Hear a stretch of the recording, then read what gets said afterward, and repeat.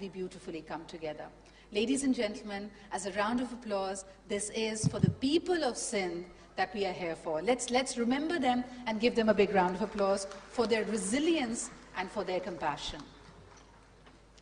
This richness that we work towards preserving is our true essence and our true asset.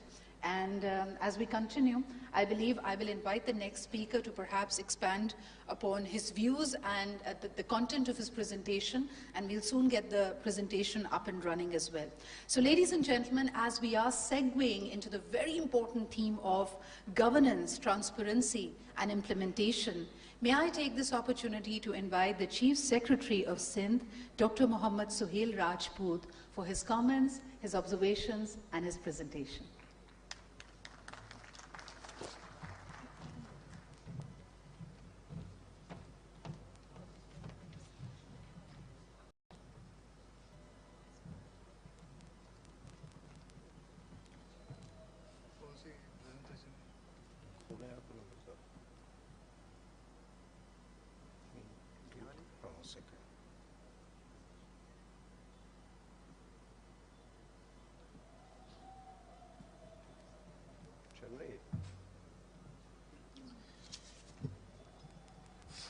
Bismillahirrahmanirrahim.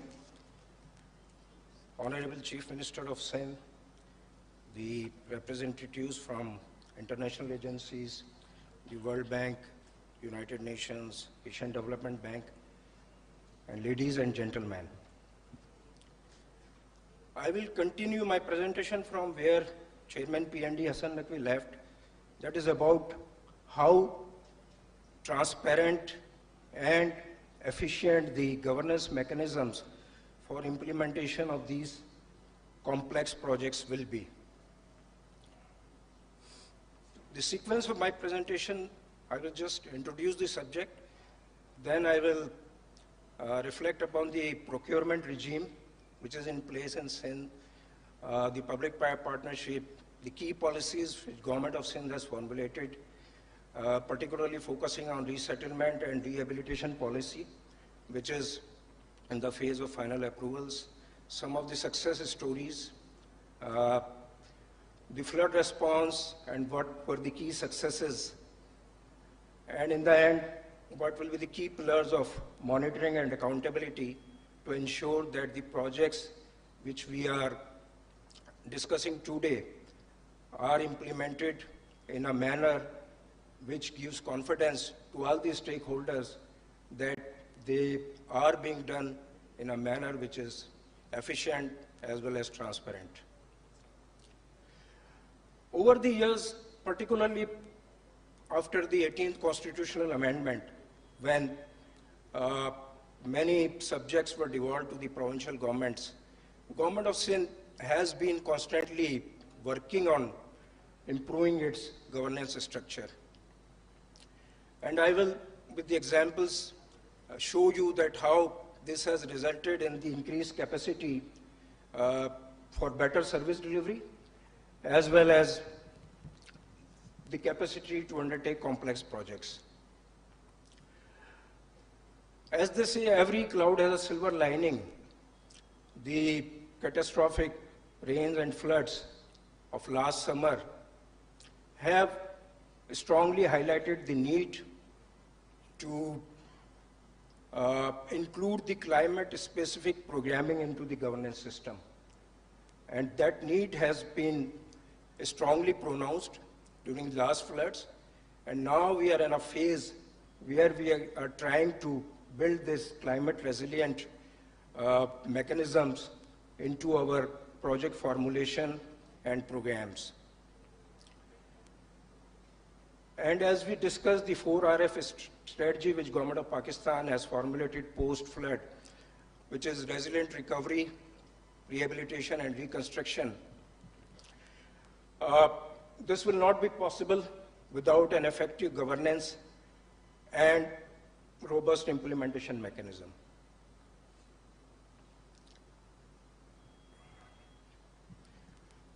So taking this opportunity, I will try to highlight the mechanisms which are already inbuilt into the governance structure of Government of Sindh. Coming to the procurement, we have a very robust procurement regime which has proper legal backing in the form of Sindh Public Procurement Regulatory Authority Act, which was enacted in 2009. And based on that, Sindh Public Procurement Regulatory Authority, which has a very independent board of directors, was formulated. And then subsequent rules and management systems were put in place.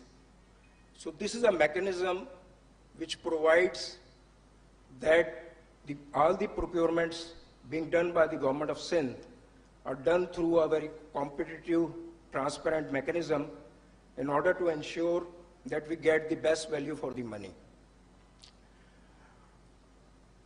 For the donor-funded projects, like the projects the World Bank Board has approved in December, the World Bank's own procurement processes and rules are being followed, and those are being supplemented through a mechanism of continuous supervision, presence of international consultants and independent auditors, as well as through a very robust management information system. Another area where we foresee that a lot of focus and attention will be given in coming days and coming times is public-private partnership. As we see that government in Pakistan, be it the federal government or the provincial governments, they are running huge fiscal deficits, and the space for undertaking the public sector development programs is getting reduced each year. As we speak today, the IMF team is negotiating with government of Pakistan about the fiscal deficit, and there are proposals that the PSDP will have to be reduced by another 400 billion. So we see that the fiscal space available with the governments to undertake major projects is getting limited. I can give you the example of one project, the K4 project, which has taken years to go on ground, but now it's suffering from the shortage of funds. And I don't foresee that the required number of funds will be available to complete this project in time. So this is the state of affairs. So we have to look for the alternate mode of financing. The public-private partnership is one way of doing it. And government of Sindh can take pride in the manner that its PPP unit is the best performing unit in Pakistan. Not only in Pakistan, but it has been ranked very high by the international agencies as well.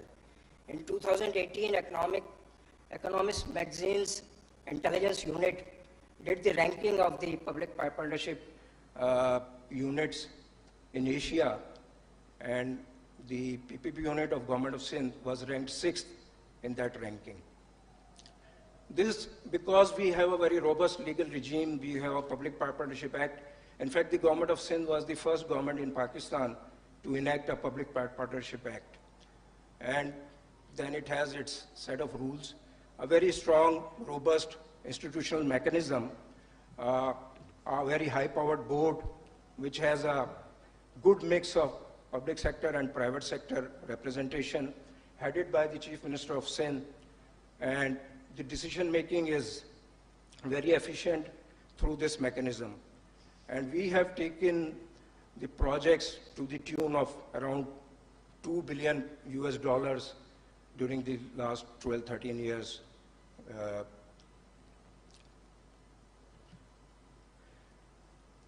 In addition to this, Government of Sindh post-devolution has been very proactive in putting in a very strong public financial management system. Strategy and plan were approved in 2021.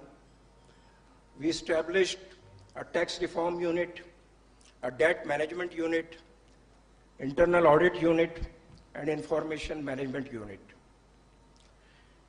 Then we enacted a Sindh Public Finance Administration Act. The rules for delegation of financial powers and financial controls were revised. Budget manual was revised, and so was the planning manual.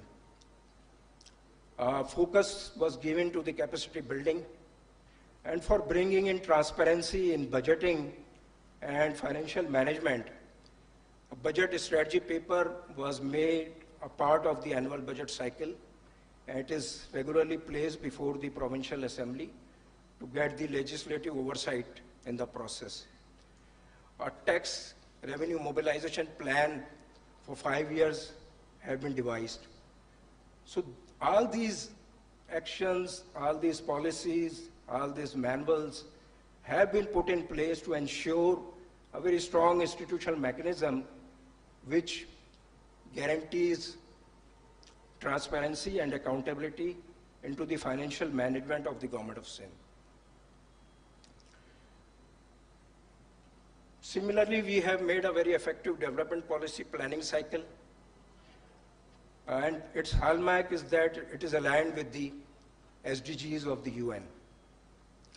And under this cycle, we have formulated key policies like poverty reduction strategy, Sindh agriculture policy, and strategic development plans for district headquarters. And we are in the process of finalizing a regional development plan for Karachi. And post-flood, these are the last 2 bullet points are the recent additions in the post-flood scenario. As per 4RF strategy of Government of Pakistan, we have constituted a R&R, Rehabilitation and Reconstruction Unit in the Planning and Development Department, which will give a very focused theme to the rehabilitation and reconstruction activities which we are planning to undertake, or which we have started to already undertake. And then we are in the process with the technical assistance of UNDP for establishment of a Green Climate Fund unit in Planning and Development Department. So these 2 key initiatives will ensure further robustness into our system to address the challenges which we are foreseeing more regularly after the last summer's devastating floods. This is an organogram of how the 4RF system is being built into our planning. At the federal level, in the Ministry of Planning, there will be a steering committee and an independent oversight board. And then there will be a R&R unit there in the Ministry of Planning.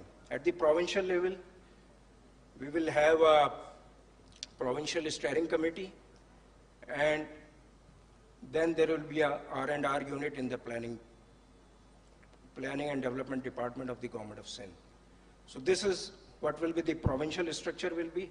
There will be a provincial steering committee, then a recovery and reconstruction unit, and then project preparation facility and unit. So this is the new institutional mechanism which will try to address the challenges being coming up after the devastation which we faced last year. As I mentioned that we are in the phase of final approval. In fact, the Cabinet has given in principle approval to this resettlement and rehabilitation policy.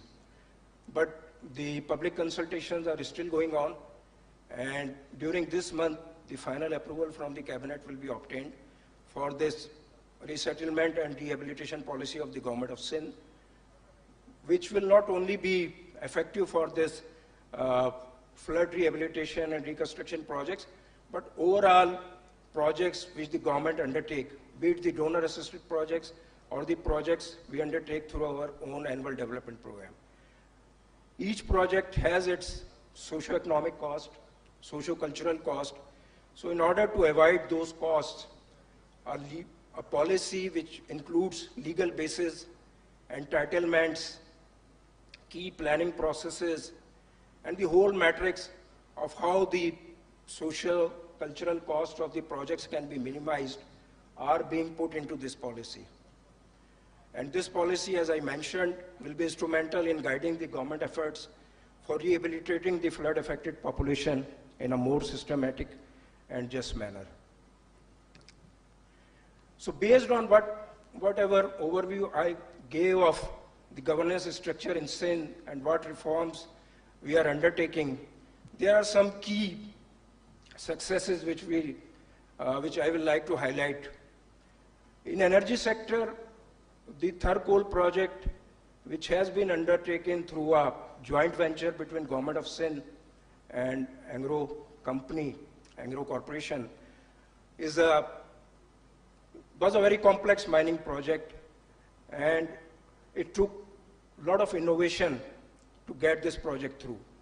But by the grace of Almighty Allah, now we are witnessing that this mining is going on not only Block 2, but also in Block 1, and the power generation has reached around 2,000 megawatt. Similarly, we have, utilizing the potential of the Jhimpir wind corridor, we have put in projects through IPP mode as well as the public-private partnership mode to harness this potential of wind in Sindh. Sindh is the only province in Pakistan which has built bridges over River Indus. We have built Saraha Khan Jhirak Mulaqat Bridge, and we have also built a bridge on River Indus at Sajawal, and we are in the process of building a bridge connecting Ghodki with Kankot in public-private partnership mode. We have done major roads project in public-private partnership like Karachi-Thatta Dual Carriageway, Hyderabad-Mirpur Khas, Malir Expressway is currently under concession. And we have not restricted this innovation to the infrastructure or the production sector. We have also done the public-private partnerships in education and health, outsourcing schools and health facilities in order to get the maximum efficiency by partnering with credible private sector organizations. And in tertiary health also, I will not like to go too much into details of it, but Patients Aid Foundation has partnered with Government of Sindh, Jinnah Postgraduate Medical Center, and we recently signed a 25 years agreement with them for providing the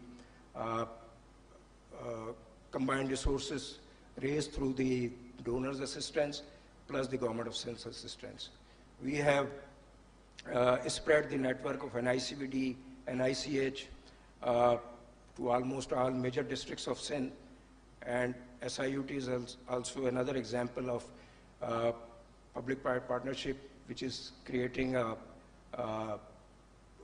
great impact, particularly in the area of nephrological diseases. The flood response, as Chairman PND was highlighting, that the damages were huge. And we were worried that the kind of catastrophe we witnessed, we will not be able to come out of it in foreseeable time. But thanks to Almighty Allah that as we speak today, we have succeeded in getting water evacuated from almost 97% of the area in the right bank of Indus and almost 98% of the area on left bank of Indus. So at that time when I, along with the Chief Minister, was touring the different parts of Sindh, we were afraid that we might not be able to get the water evacuated maybe in a year's time, because the amount of water was so huge that only people who went there into the length and breadth of Sindh, because seeing is believing, can understand the magnitude of that catastrophe. But this is, in fact, a testimony to the efforts being put by the Government of Sindh, that now almost 97% of the area is clear of water. And as we were afraid that since water will not be evacuated, the wheat crop will suffer a lot. Farmers had already lost their kharif crops. The cotton was destroyed, the date palms were destroyed, the rice and sugarcane were destroyed. So we were afraid that even the wheat will not be sowed, and that would have been a major setback to the agriculture economy of the Sindh. But the initial numbers which we have now is that we have been able to sow wheat in almost the same amount of area, rather slightly higher area than it was done last year. So we are expecting a very good wheat crop. So this is also a great success.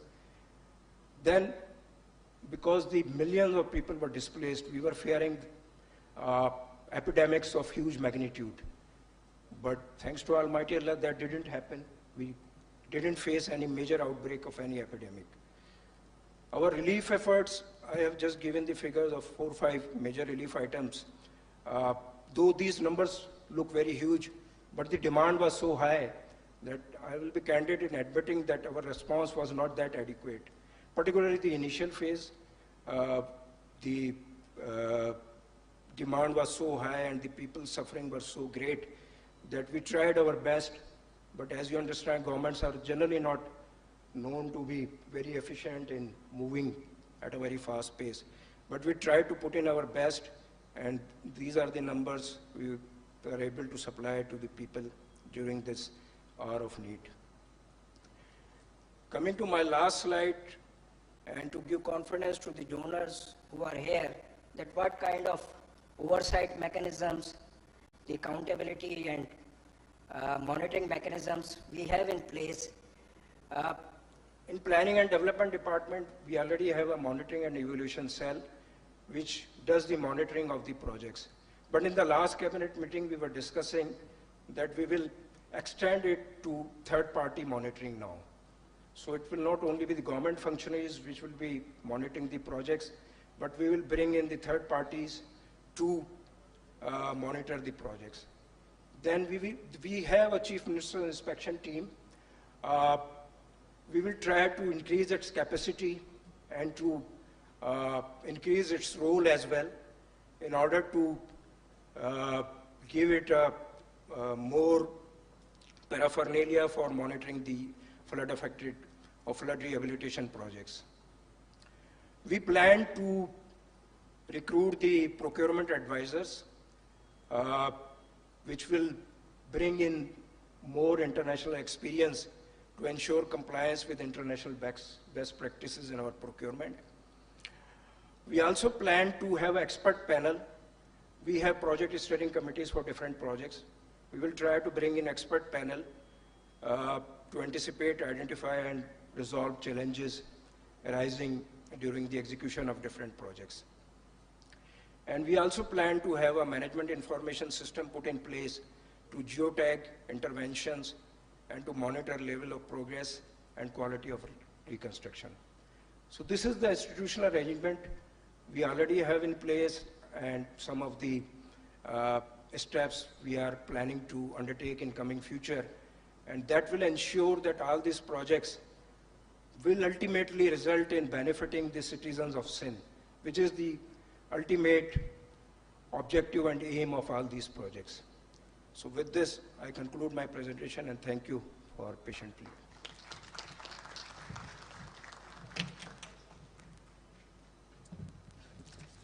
Thank you very much, Rajput Saab, and this indeed gives us an unpacking of what all goes on. Of course, it's important to remember that every government, every leadership structure and institution will have its capacity. And just as we are embarking on this road to reconstruct, this is also our own capacity building reconstruction that is happening for all of us. With this, ladies and gentlemen, as was further elaborated in the morning briefing, this was the first part of our conference today, and as we head for a tea break, we will come back with launching one of the biggest initiative, a global initiative of sorts, when we undertake the rebuilding of these houses. There are more wonderful surprises. There's a lot of deliberation and hard work that has gone into it, and how it will all come into fruition, how will it manifest, is something that we are saving for you. But before we head to our tea break, may I request all our distinguished dignitaries on the head table to please come forward for a group photograph, as we would like to remember this day as we are pledging to reconstruct and manifesting the pledges to become real. Ladies and gentlemen, our honorable distinguished speakers representing all our partners and stakeholders who will be undertaking this pledge.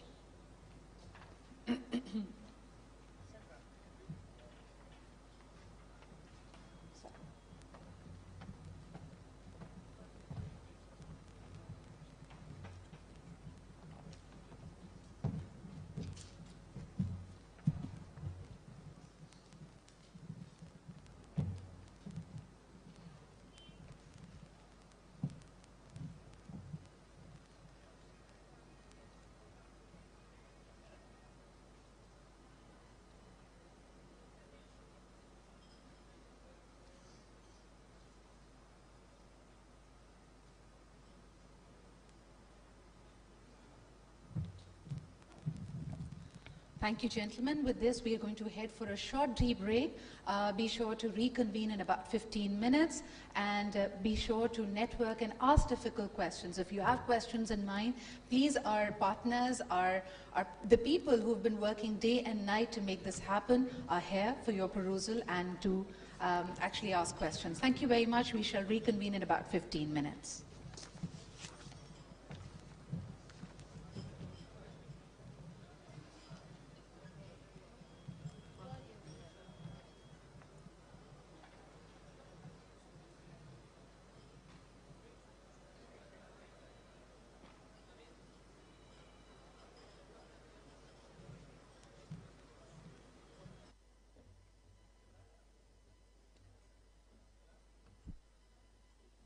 और delete भी कर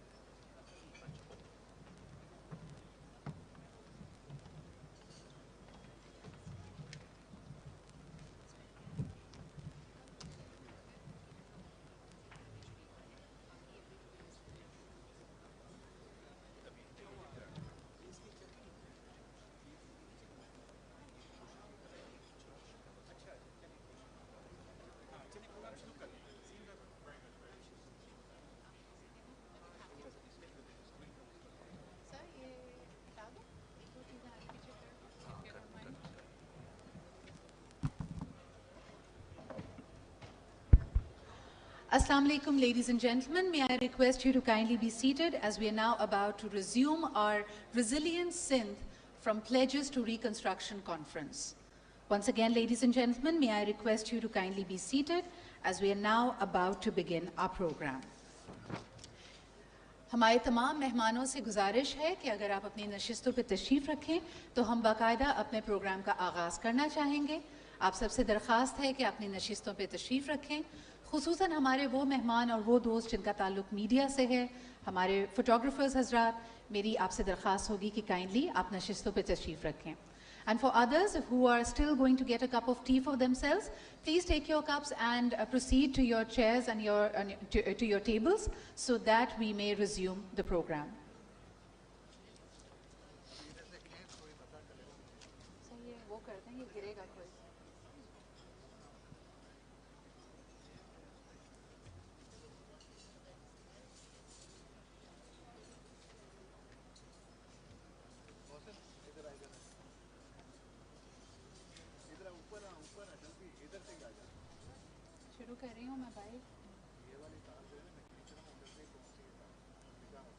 Ladies and gentlemen, the final 1 minute before we resume, may I request you once again to kindly be seated.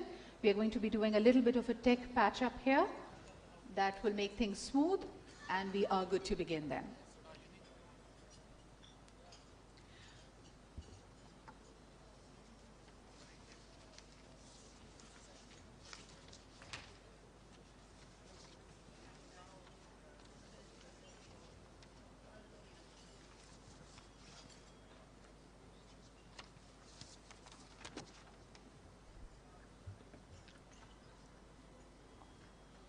Assalamu alaikum and a very good morning, ladies and gentlemen. Still a couple of minutes before the clock hits 12 and it's officially afternoon.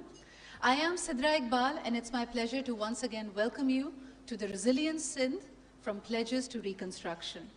Ladies and gentlemen, our honored guests on the table, we are delighted and pleased to receive amongst us the Honorable Foreign Minister of Pakistan, Mr. Bilawal Bhutto Zardari Sahab.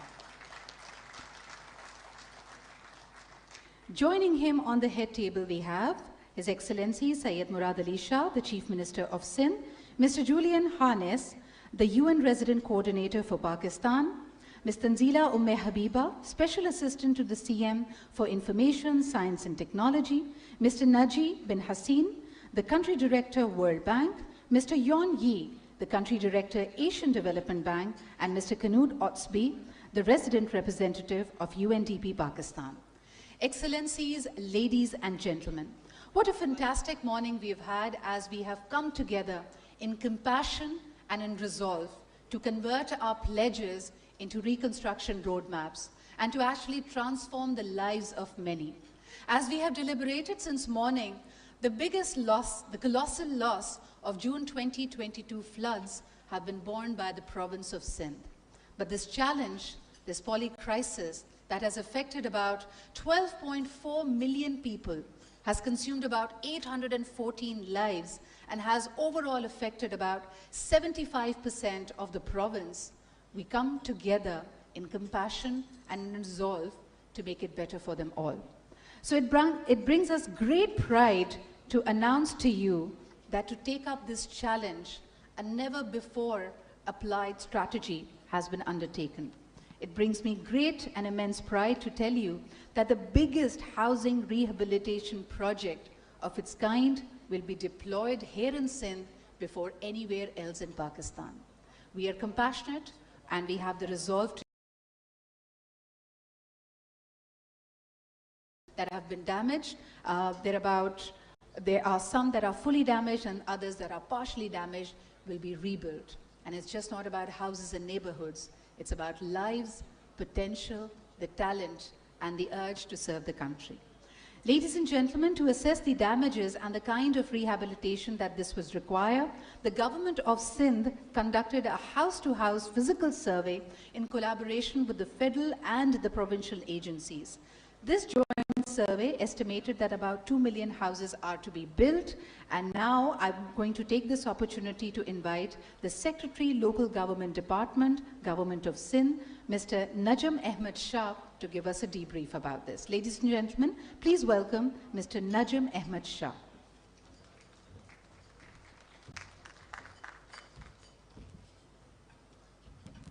Honorable Chief Guest, His Excellencies, ladies and gentlemen, Assalamu alaikum. From the 38,000 height of the first session, we will dive down to the zero level, the ground level, and go through the two presentations. The first one is the assessments presentation of the damages, specifically in the field of the houses that have been damaged all across the province, and the second one would be building upon that regarding the company, the organization that we have created for the specific rehabilitation of these damaged houses.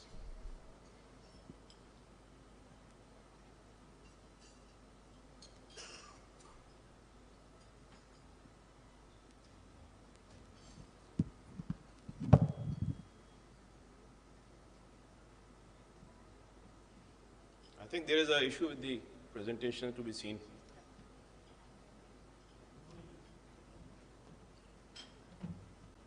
So meanwhile, they connected to the screens. I would just like to tell you that this gigantic task was given to the committee headed by the Chief Secretary in the province of Punjab by the Chief Minister, comprising various stakeholders and various officers. And it started in October last year and completed in 3 months' time. The survey was conducted through people of 9,500 participants, and around 1,400 teams participated all across the province.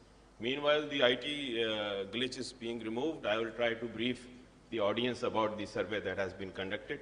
It is basically a GIS map, fully a geotagged survey that has been performed by these teams through Android applications and databases and relational database management systems.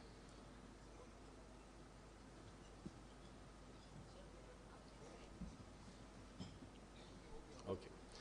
So, after July and August floods, the survey was started in 24 districts which were declared as the calamity hit areas. National Flood Response Coordination, NFRCC Center was established by the federal government to deal with the aftermaths of flash and other river flooding across the country. And NFRCC directed all the provinces to conduct damage assessments to estimate the loss occurred to the citizens of the Pakistan. If I go to the satellite imagery was obtained in the first instance, and the process to estimate the flux extent across the province was mapped on these imagery obtained from the market. The comprehensive survey in flood-affected areas of Sindh was started on the 3rd October, lasted till 31st of December 2022. More than 1,400 joint teams, including representatives from provincial disaster management authorities, NDMA, Pakistan Army, district administration. They were constituted in 6 divisions, 24 districts, and 118 tehsils of the province of Sindh. The urban unit helped us in technical assistance and undertaking digital surveys. We developed an Android application, a monitoring dashboard, and a data rectification module, which will be explained subsequently in this presentation. So these teams included these 5 members and did not move until unless all these 5 members were present in that specific team. A very specific area to a specific team was assigned. Android application was created or developed, which not only give a geo-positioning of the data that has been accumulated, but the pictures also being taken are time-stamped and geo-positioned. We created a dashboard. The dashboard was being monitored by a provincial level committee, divisional level committees, and district level committees. The provincial level committees were headed by the Chief Secretary himself, and very regular meetings, twice a week meetings were held during the 3 months to see the progress, and if there are any discrepancies, to remove those discrepancies. Validation and rectification module was also created, and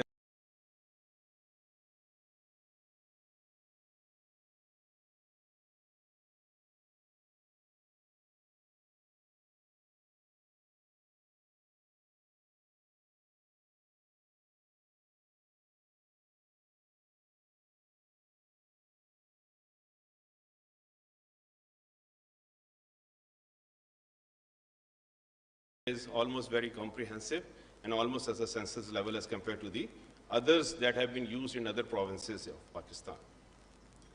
The information that we collected were about the household, the damages, the household members, their relationships. As per the Nadra's tree also, we are connecting that to the system. The type of damages, the type of houses, either they are brick houses or mud houses, the crops, livestock, and other orchard damage along with the pictorial evidence.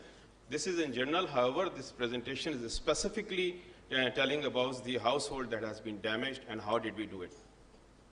So this application is just like the pictures of the application that is comprehensive and created in a very professional manner to make it at ease for the 5 members teams to be in the field and collect the data. So if I look at the monitoring dashboard, this dashboard access is given and was given to all the districts and all the tahsils and the divisional level and the headquarter level to monitor the activities on a daily basis, how they are performing the surveys, and if there are any issues coming up with these surveys. This is just an example of what data was being calculated, was being gathered from the field. To explain it in detail, I just show you this slide. So there were 3 or 4 aspects that were very important for us to take. Number 1 was to have a specific location identification of the data being collected from the point. And that is being mapped over the already available pre-flood survey, pre-flood, what you call them, the GIS mapping of the province to correlate it with the previously existing household as compared to the newly given data being collected. On the left side, you can see the specific one of the pictures. There were 6 pictures being taken for the site to tell what kind of damage is being there. The second picture is showing the person who is the, maybe the owner or not the owner, but the person who's living in that house as the household head. And on the right, you can see the specific CNIC being captured, not only in terms of the picture, but also in terms of the database.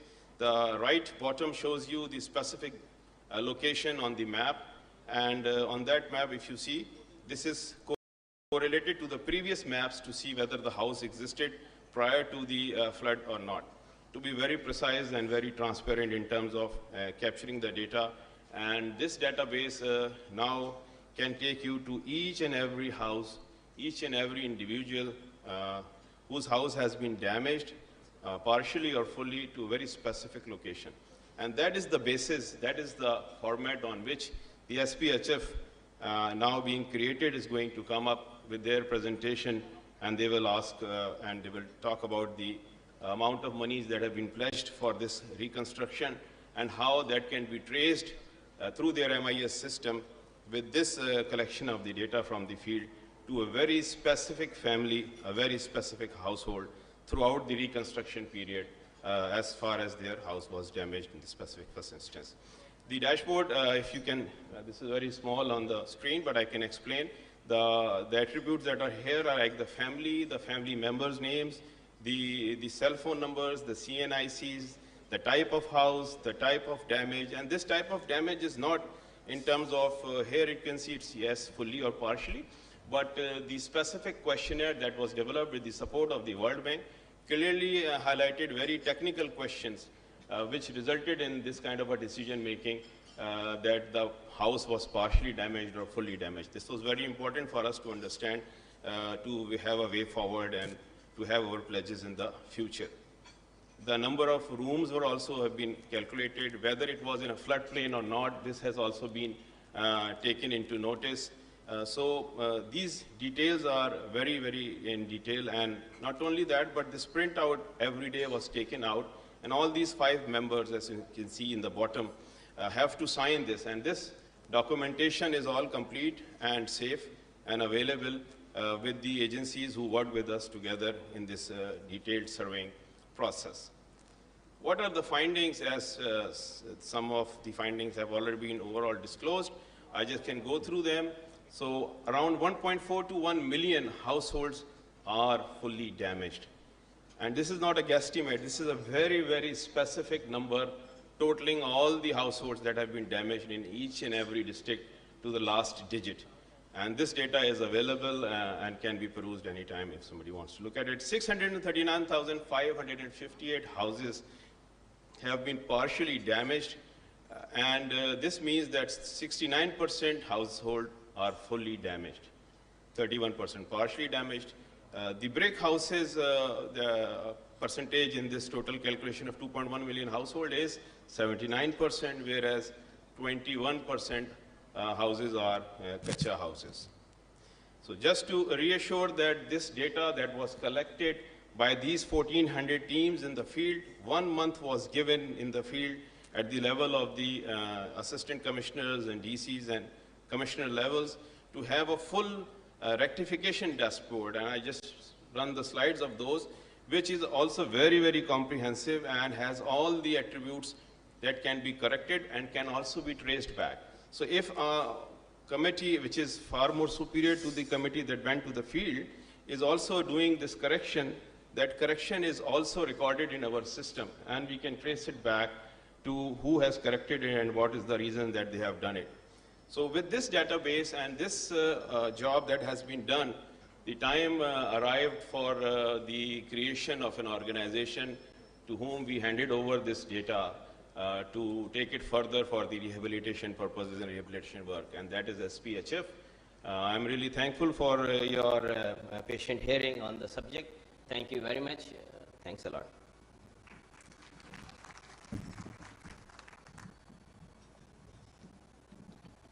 Well, Shukriya Najim Saab, thank you very much for giving us a deep down on how things have been progressing.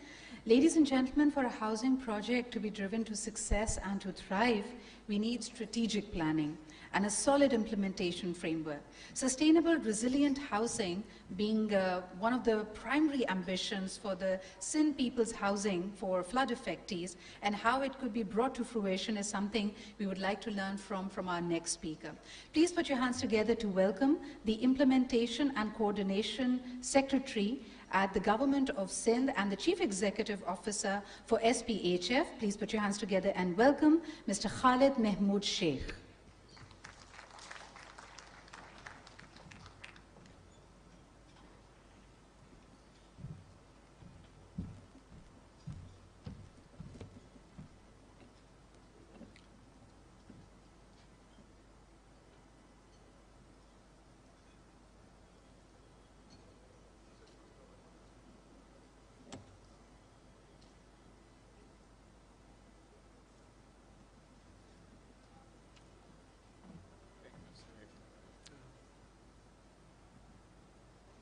कौन सी वाली SPHF launch ये वाली Yeah.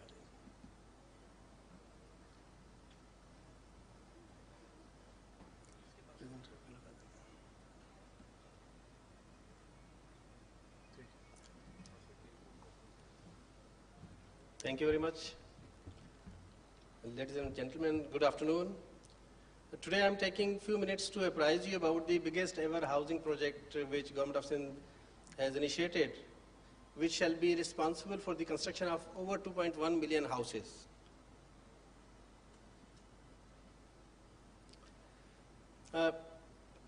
Much has been talked about the catastrophe which has befallen on the Government of Sindh, that Sindh province has been the most affected province in terms of house destruction. Almost all districts except Karachi have been damaged grossly. Over 12 million people have been affected by the recent floods, and 2 million houses were damaged. The housing sector, as I mentioned earlier, was the main factor which left about over 12 million people homeless, and the 75% kacha houses fell down during these floods, and only 18% damage incurred to pakka houses. So the total damage accounts for about $5.5 billion which has happened to Sindh's people. So it's a great tragedy, catastrophe, and this is the testimony to the catastrophic people of Sindh have suffered very recently.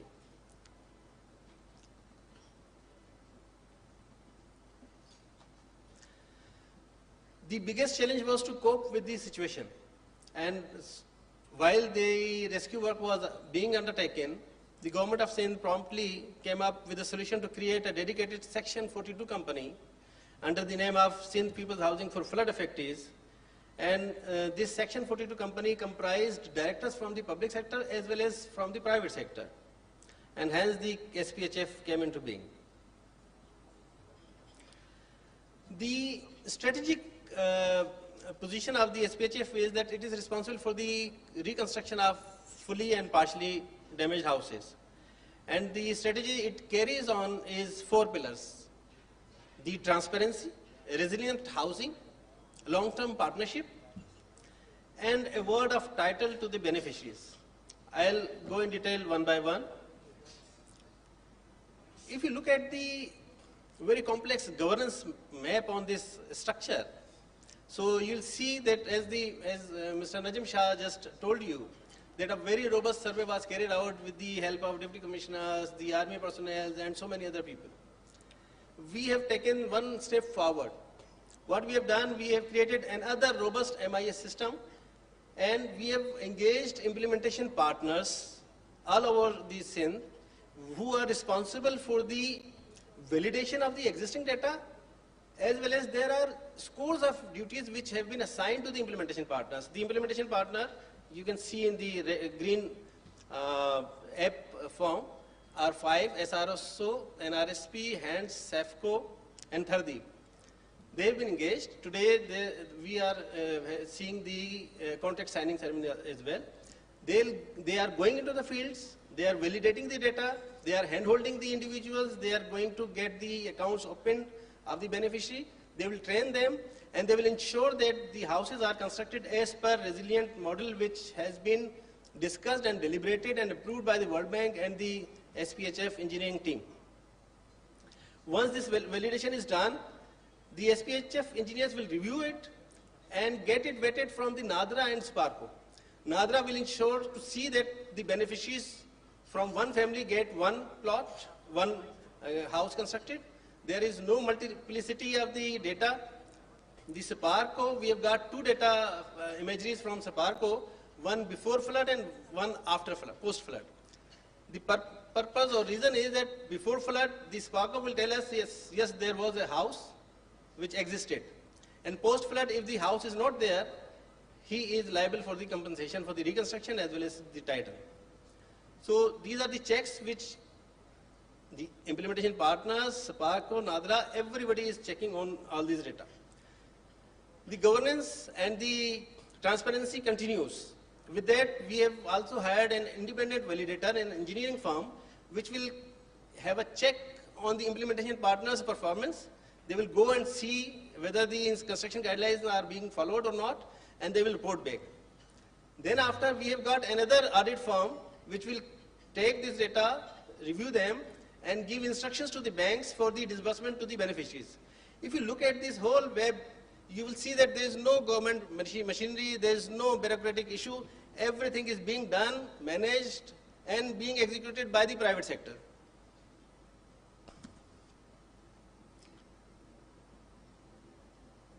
Resilience is in the heart of this project. Because if we don't develop or reconstruct houses which are resilient, we will again be having the same problem. So the core objective of this initiative is to go resilient on housing. For that purpose, we chose the beneficiary-driven model. The money will directly go to the beneficiary in their accounts, and you will see subsequently after this presentation, the money will directly go to the beneficiary's account. He will be able to withdraw the money. Our implementation partners will be helping him to reconstruct his house by himself. Technical assistance, the World Bank, SPHF, and implementation partners, engineering teams are working for provision of technical assistance to these beneficiaries. It's a housing cash grant model. There is no loan. The government of Sindh will pay this money to the beneficiaries as a grant. Where possible, we will have the rebuild in situ. And one of the crux of this whole exercise is that we shall try to ensure that local material is used. Local material is necessary because it reflects their culture. We aim to use local material to ensure that prices are low. which means that it matches with the local needs and it is affordable. The third pillar is long-term commitment. The vision of the Chief Minister and the Chairman Sahab is that all Kacha houses should be converted into Pakka houses. This is one of the objectives of the SPHF.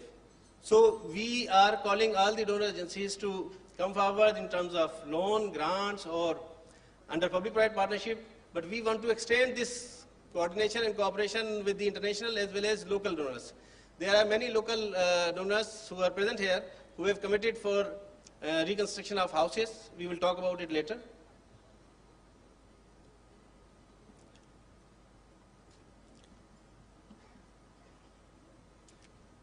And the most exciting thing which is related with this project is the land title to the flood affected people.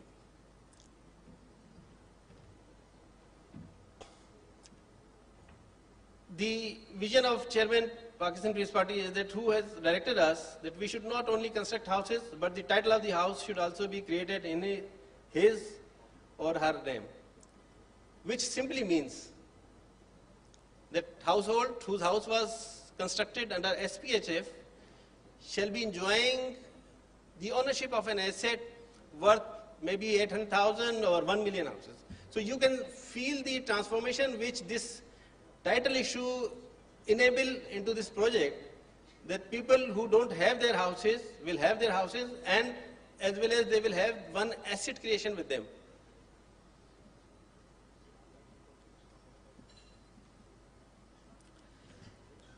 As everybody is conscious about the transparency and accountability, so if you look at this slide, the best people we have engaged with us who shall ensure that this project is done successfully. For example, our project execution partner is E&Y, communication partner is MNC Sachi, Heather Mota is our legal partner, implementation partners, as I mentioned, NRSP, HANDS, SAFCO, Hardeep, and SRSO. So, as I mentioned that our implementation partners are these 5 NGOs, and if you look at the map, we have assigned each NGO different districts, and almost whole Sindh has been covered, and we have started our work of validation.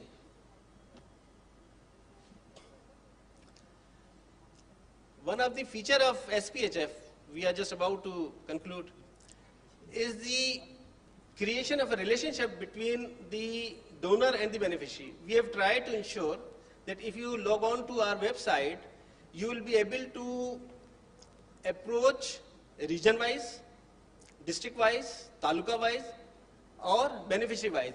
For example, if you want to help somebody in Tandolayar, so the list of Tandolayar's effectives will be within 1 click away from your computer. And if you want to reconstruct the house of an orphan or a widow, you will find a list. What you have to do is to send just a request, and we will ensure, because we are paying huge amounts to the implementation partners who will be doing all these services on our behalf, so your money will directly go to the beneficiaries without any administrative cost, and you will be able to help them out directly without incurring any cost.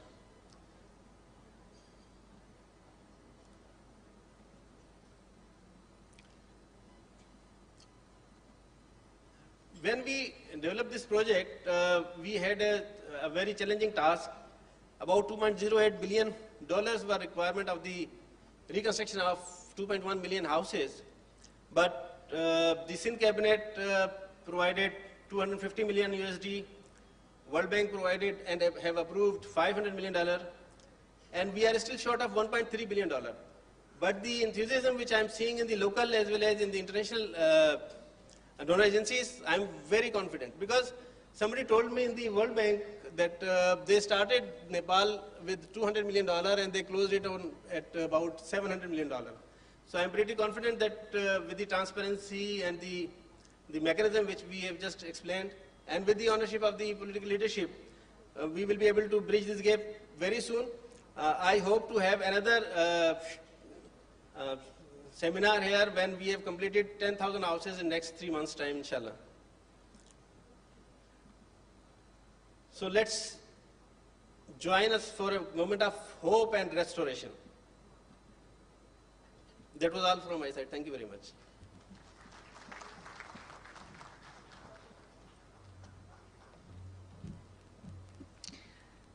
Bahut shukriya Khalid Saab. This indeed is a very important day. It's important when dreams become reality. It's important when pledges become the actual manifestation and the reconstruction of these things. So ladies and gentlemen, as you have been debriefed by our wonderful speakers, the Sindh People's Housing for Flood Affectees is taking up an enormous challenge, something that has never been done in the world before. This is the biggest housing rehabilitation project of its kind deployed anywhere in the world. That certainly deserves a big round of applause. Just to give you a short down on it, this is beneficiary driven. The housing cash grants to construct as per multi-hazard resilience standards, rebuilt with easily accessible materials, equitable assistance packages, ensuring the empowerment through the transfer of land title to the affected population. There is technical assistance available, there's provision of skills training. So this is really an innovative strategy and solution for it all. And as we embark on this journey, you and I are here to witness the first disbursement to the affectees. Ladies and gentlemen, please join me in welcoming our Honorable Chief Guest, the Honorable Foreign Minister of Pakistan, Mr. Bilawal Bhutto Zardari, as we now request him to, with a click of a button, ensure that this is transparently dispersed. The cash disbursement goes to the first 17 beneficiaries of the devastating June 2022 floods. Ladies and gentlemen, we have our teams now giving a little briefing to the Honorable Foreign Minister.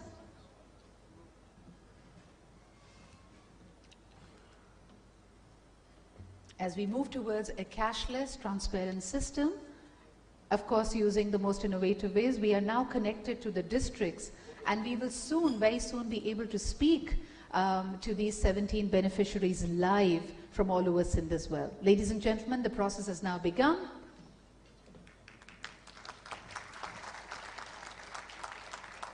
Seamlessly taking the vision to reality. The funds have been transferred successfully. A big round of applause as we embark on this journey. The first 17 beneficiaries of the Sindh People's Housing Finance as it goes on. Ladies and gentlemen, this indeed is a momentous occasion for all of us.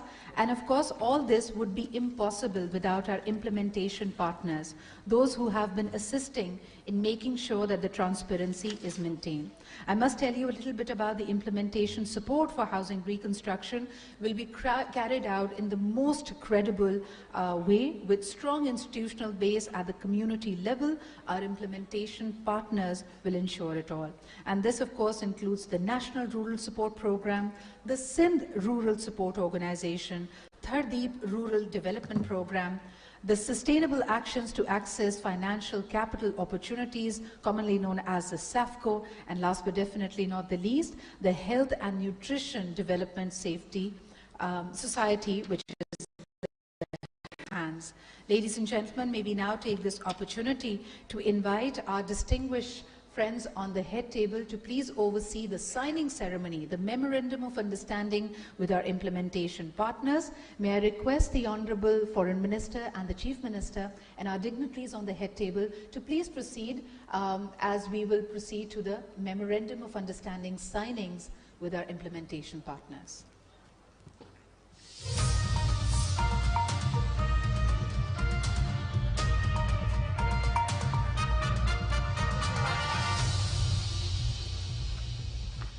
Ladies and gentlemen, as our distinguished honorable guests, the Foreign Minister of Pakistan, Bilawal Bhutto Zardari Sahab, Syed Murad Ali Shah Sahab, the Chief Minister of Sindh, the UN Resident Coordinator for Pakistan, Mr. Julian Harness, and of course, Mr. Najib bin Hassin, Country Director, World Bank, Mr. Yonggi, Country Director, Asian Development Bank, and Mr. Knut Otsby, the Resident Representative of UNDP Pakistan, are going to be overseeing the contract signing ceremony.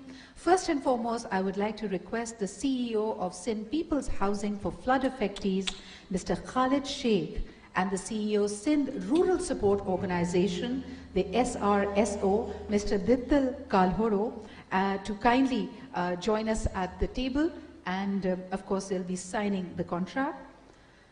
The undertaking is that the SRSO will support the SPHF in house reconstruction of 751,977,000 fully and partially damaged houses in 5 districts, which is Jacobabad, Kambar Shahdadpur, Larkana, Shikarpur, and Khairpur Mirs. Ladies and gentlemen, this is the signing between the Sindh People's Housing for Flood Affectees and the Sindh Rural Support Organization, the SRSO. Many congratulations. The first contract signing has now concluded. This is an undertaking for 751,977 fully and partially damaged houses being reconstructed. For the next contract signing, I would now like to request the CEO of National Rural Support Program, the NRSP, Mr. Rashid Bajwa, to please join Mr. Khalid for this one. This again is between the SPHF and the NRSP. This is an undertaking for house construction of 460,380 houses that are fully and partially damaged in 7 districts that are Badin, Matiari, Sujabal, Tando Alayar, Tando Muhammad Khan, Mirpur Khas, and Sangar. Ladies and gentlemen, the second contract signing.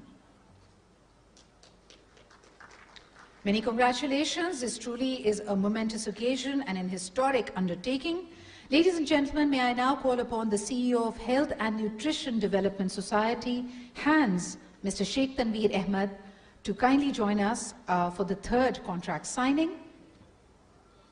Ladies and gentlemen, this is between the Sindh People's Housing for Flood Affectees and HANS, and they will support the house construction of 276,477 houses at 6 districts that are Thatta, Sakhar, Karachi, Hyderabad, Gotki, and Umarkot.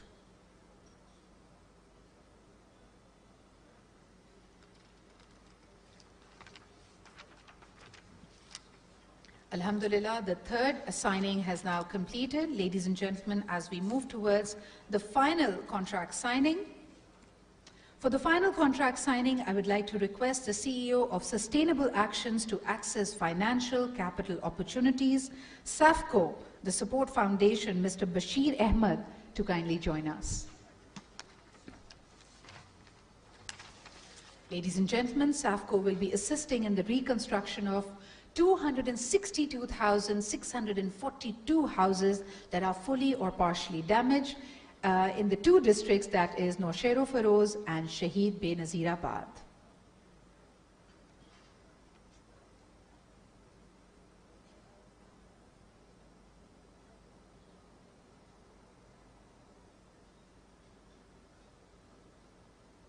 This is the contract signing ceremony with our implementing partners, ensuring utmost credibility, authenticity, integrity, and of course transparency.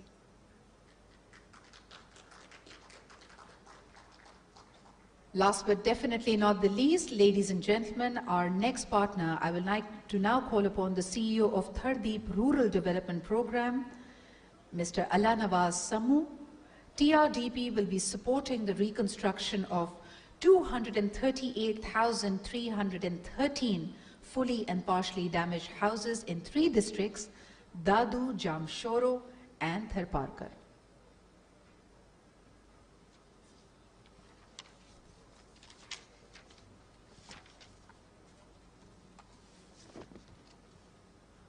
Ladies and gentlemen, big round of applause as media and we all witness the onboarding, the formal understanding signed between our implementing partners and the Sindh People's Housing for Flood Affectees. Thank you and many congratulations. We are now going to welcome our honorable guests back on the head table. Ladies and gentlemen, a big round of applause. We are now being joined back on the head table by the Foreign Minister of Pakistan, Mr. Bilawal Bhutto Zardari, the Chief Minister of Sindh, Syed Murad Ali Shah Sahab, UN Resident Coordinator for Pakistan, Ms. Julian Harness, We also have with us Tanzila Habiba Saiba, the Special Assistant to CM for Information, Science and Technology, Mr. Naji bin Hassin, the Country Director, World Bank, and Mr. Yonggi, Country Director, Asian Development Bank. Last but definitely not the least, Mr. Kanud Otspi, the Resident Representative of UNDP, Pakistan. Ladies and gentlemen, as we resume, this is an important day. Transparency is indeed important. There are several times we have a number of ideas in our head, and we keep thinking about how best to take things forward. We've just completed the signing ceremony, and because things have become magical now, where there's a will, there is a way. And now we also know that the fund transfer has formally concluded. We are now going to link directly with our 17 first pioneering beneficiaries of this program. If you can connect with them, and we have the visuals right here. If you can also have it on the back screen, please, so that I can connect with them. जी, तो आप देख सकते हैं district Sukkur से, ठट्टा से, उमरकोट से, दादू से, टंडो अलाहियार से, लाड़काना से, हैदराबाद से, शहीद बेनज़ीराबाद से हमारे साथ वो हमारे बहन और भाई मौजूद हैं जो आज के इस प्रोग्राम के असल हकदार हैं, असल हीरोज़ हैं, जिनके लिए हम सब कोशा हैं कि उनके लिए मेहनत कर रहे हैं. We can see them right here connected to us. They will be going, this transfer, by the way, has happened directly into their bank accounts. No intermediaries, no misuse of power, no lack of transparency. And right now we are going to be speaking with them to find out if the transfer has truly happened and what are their sentiments at this occasion. आप देख सकते हैं कि हमारे ये बहन और भाई इस वक्त अपने अपने बैंक्स में मौजूद हैं मुख्तलिफ अजला में, और ये चेक कर रहे हैं कि जो इनसे वादा किया गया था वो वफा हो रहा है. और कुछ देर के बाद हम इनसे बात भी करेंगे, इनसे पूछेंगे. मुझे लगता है ठट्टा से हमारे साथ जो बहन हमारी मौजूद हैं उनसे बात की जा रही है. ख्याल में ये हिना साहिबा हैं. मुझे नालो मुआए असां सठे दिले जे बहुत काबिल मिलत में रहंदा आहियूं. ते सिंधु हुकूमत जेका सर्वे कराई ते सर्वे में असांजो घर आयो आहे मंज़ूर थी, जंहिंजा 75,000 पहिरीं किस्त मूंखे मिली आहे. वॾी महिरबानी सिंधु हुकूमत वारनि जी, पीपी वारनि जी, जंहिं असां ग़रीबनि जी मदद कई आहे, असांखे 75,000 ॾिना. ऐं वॾी महिरबानी सर्वे वारनि जी, जंहिं असांजी सर्वे करे असांखे ॾिनो. Ladies and gentlemen, this is Miss Hina from the district Thatta. She is confirming. तल के चंबर जो रहवासी अंदर बरसात जेका तबाही मचाए छॾी उन मंझि जा घर किरी रखती आया ऐं टेटाणी ऐं ते वञी वेठुसि बचा वठी न्याणियूं वठी. उन खां बाद जॾहिं 2-3 महीननि खां पोइ घर सुको त वञी हिते घर वरी टेटाणी जेको सो आऊं वेठुसि ऐं कुझु खाइण लाइ न हो, ग़रीब मिस्किन माण्हू हुउसि ऐं मूं सोचियो त घर किथां ठाराए सघनि. पर मेहरबानी आहे सिंध सरकार जी,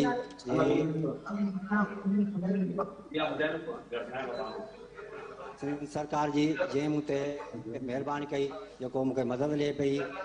ऐं बिलावल भुटो ऐं साईं मुराद अली शाह जो आउं शुक्रगुज़ार आहियां जिन मूं ते महिरबानी कई, जेको पके घर जे लाइ मूंखे मदद ॾिनी.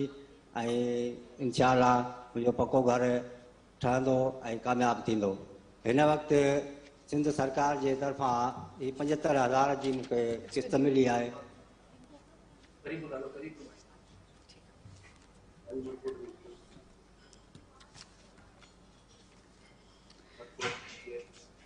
जी, थोड़ा सा ऑडियो लिंक हमारा ख़राब हुआ है. दिस इज़ हसन साहब, जिनका ताल्लुक डिस्ट्रिक्ट टंडो अलायार से है. इन्होंने भी वही दुख की दास्तान एक दफ़ा दोबारा हमें बताई कि किस तरह इनका घर बार, इनका सब कुछ ये सैलाब बहा कर ले गया. लेकिन एक दफ़ा फिर हम उमरकोट में हमारे एक और बेनिफिशरी से कनेक्ट कर रहे हैं.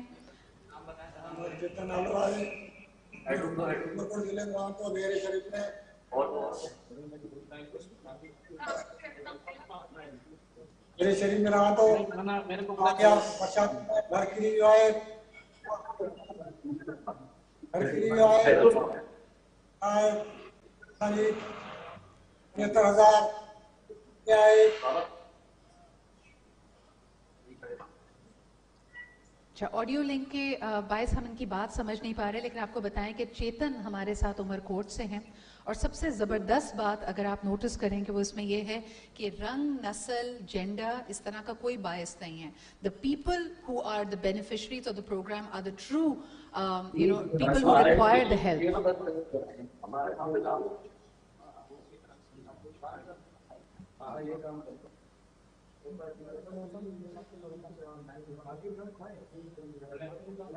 अब हम आपको सखर लिए जा रहे हैं. सखर में वी हैव अनदर पर्सन जो कि अपनी शनाख्ती कार्ड देकर वेरीफाई कर रही हैं अपने अकाउंट को, और फिर हम इनसे भी जानेंगे. We are going to reconfirm. जैसे शुरू में है ना जी, बरसात में गिर गया था, कोई नहीं था, और सिंध ने मुझे पैसे दिए,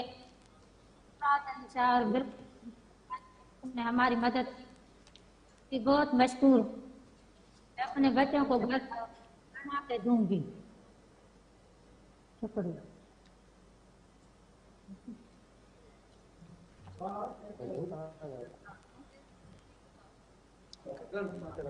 एक और लाड़काना लिए चलते हैं हम आपको, वहां पे भी एक बेनिफिशरी से बात करते हैं. जी मैम.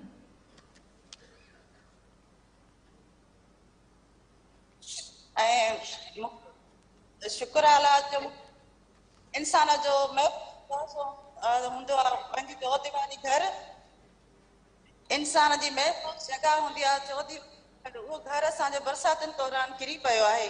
असां थोराइता आहियूं सिंध गवर्नमेंट जा ऐं बिलावल भुट्टे जा ऐं सैयद मुरादली शाह जा, जंहिं असां सां पंहिंजो वाइदो पूरो कयो ऐं असांखे घर ॾिनो, असां सां सहकार कयो.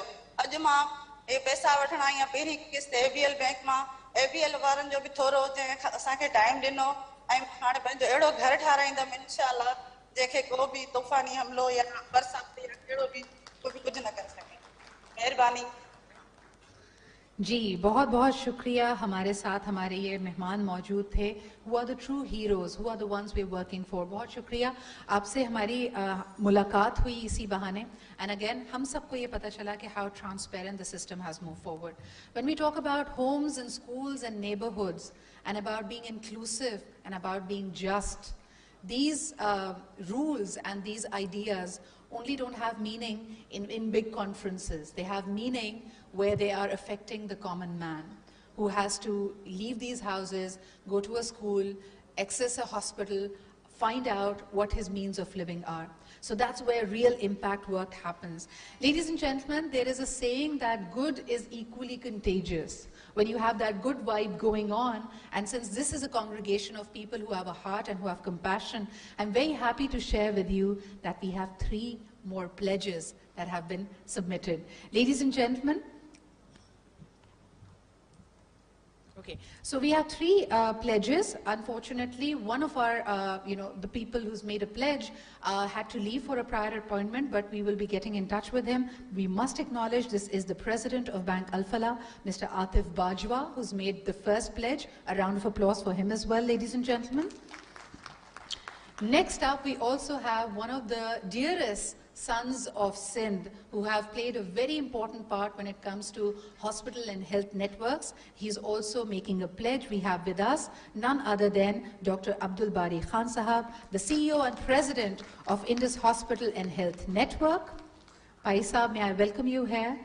And as always, you have the ability to move hearts and minds. Honorable Father Minister, Mr. Bilawal Bhutto Zardari Sahab, Chief Minister Sindh, Muradli Shah Sahab, and the dignitaries sitting on the stage. Indus Hospital and Health Network is in partnership with the government of Sindh for many years now. As 70% of the damage is in the province of Sindh, the rebuilding cannot be undertaken by any one organization or sector. It is in this spirit of collaboration that we are joining together to sow the seeds of change. Karachi Relief Trust and Indus Hospital and Health Network have partnered during natural calamities since 2005 earthquake. During this flood, KRT and Indus worked to provide relief aid, and we are now ready to plug into the greater system of Government of Sindh through SPHF for rehabilitation. We commit to build 25,000 permanent homes in 500 model villages. These villages will have value additions like primary healthcare clinics and a community center. We are able to undertake these interventions with the financial assistance from the corporate donors like Bank El Falah, Rangoonwala Trust, Midas Safety, and many more. Apart from this, we are willing to offer our technical support to the SPHF as we have expertise in abundance. I am happy to inform that work on the first few villages is already underway in collaboration with SPHF. May Allah help us. Thank you. Jazakallah. Every challenge also gives us the opportunity to be in the giver's game, to be in our generosity, and to be in service of the people. Ladies and gentlemen, next up from the Human Development Foundation, may I welcome another distinguished member of our society, Mr. Mehbubul Haq, who would also like to make a pledge.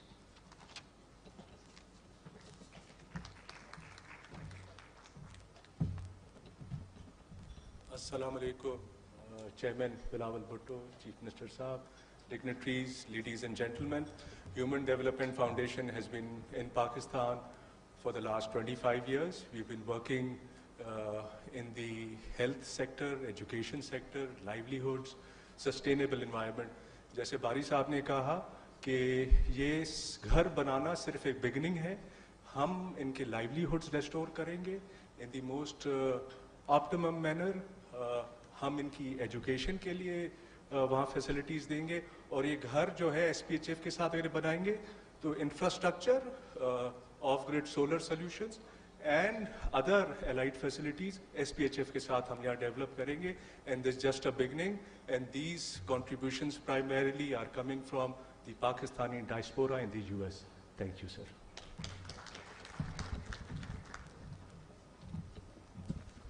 Well, Shukriya, sir. And now we'd like to also acknowledge some of our key development partners. Their organizational, institutional, and individual support has really given us the courage and the momentum that we require. Ladies and gentlemen, first and foremost, the Deputy Development Director, Department of International Development with the British High Commission. Please welcome Ms. Sandra Baldwin.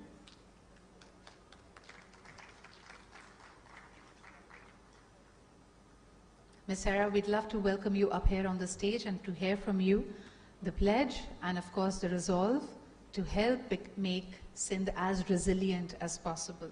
And, of course, our deep partnership with UK and DFID is paramount in making all these dreams come true. Ladies and gentlemen, please welcome the Deputy Development Director, DFID, Ms. Sandra Baldwin. Thank you very much. Honourable Foreign Minister, Chief Minister and dignitaries of the High Table, thank you very much, and ladies and gentlemen, it's a great honour to be here today on behalf of the British government, and I would congratulate and commend the government of Sindh and government of Pakistan in its momentous efforts to respond to this unprecedented challenge. The UK government has been extremely happy to be able to engage since the early days of the crisis, providing humanitarian support across the country, reaching over 1.3 million people. And this also includes 14 districts in Sindh province. We've also supported marginalized children, about 30,000 of them in Sindh province, with back-to-school kits and accelerated learning. So we very much welcome the efforts of the Sindh government, and particularly welcome the governance and accountability arrangements that have been made clear today, including independent audit, third-party monitoring, and geotagging.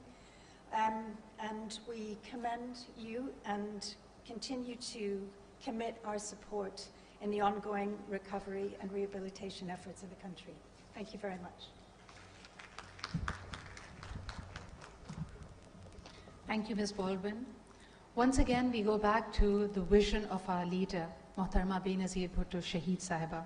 She said, and I quote, "I dream of a world where we can commit our social resources to the development of human life and not to its destruction," unquote. Ladies and gentlemen, when we have the nature and the natural calamities and climate change against us, this is more of a time to call in for cohesion. And now may I call upon our next development partner. We have with us the Deputy Assistance Coordinator at the United States Agency for International Development, the USAID. Please welcome Ms. Sanzi Switzer.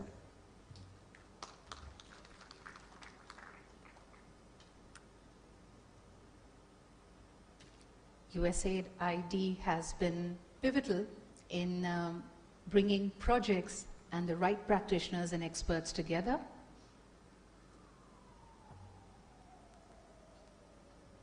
We have a representative from USAID. Ladies and gentlemen, a big round of applause for our development partner, USAID. Thank you very much. Good afternoon. My name is Xerxes Sidwa from USAID. Just a big thank you again to the government of Sindh for hosting us today and bringing us all on this very important issue, and thank you to the folks on the dais. I think, as folks know, USAID and the US government has had a very long history with the government of Pakistan on a range of different issues.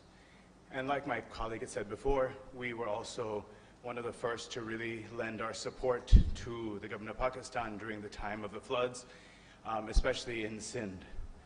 We have a very large humanitarian program that has been working on a range of issues, from food security to shelter, continuing on with the humanitarian response. Additionally, in the Geneva conference, the US government pledged $100 million to continue our support on relief and recovery for Pakistan, with most of our funding being directed towards Sindh province across a range of different issues, from health, agriculture, livelihoods, food security, economic development, and governance and protection. So we continue to look at supporting how we can move forward with the government of Sindh.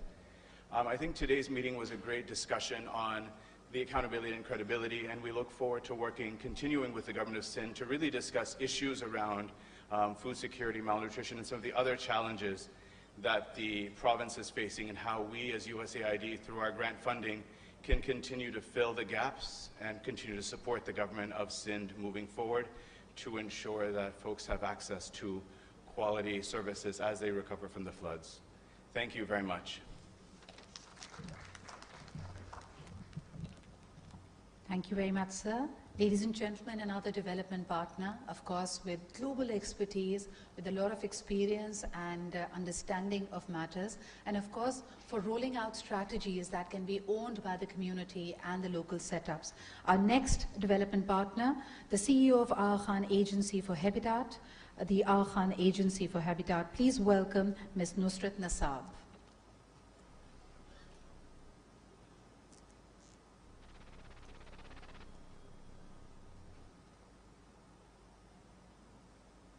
This is literally like walking the extra mile, so I'm trying to spot our next speaker. Please welcome Ms. Nusrat Nasab, the CEO of Aga Khan Agency for Habitat.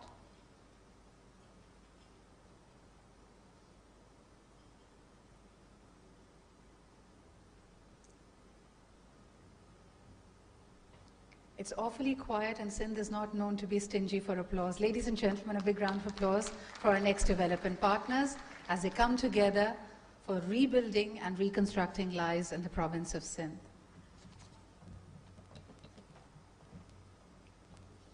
Thank you.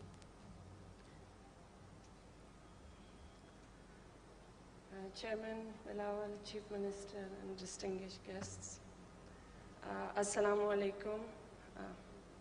Yesterday I visited two districts in Sindh. For sure, like the devastation, it's still there. The water has receded, but the issues around agriculture, housing, education, it's still there. I'm really pleased that the AKDN has a long partnership with the government of Pakistan, and particularly in Sindh. The AKDN has great footprint, be it the health, or rural support or the habitat issues. So initially, His Highness had given 10 million USD, 5 to the government and 5 to the Acadian agencies to work with.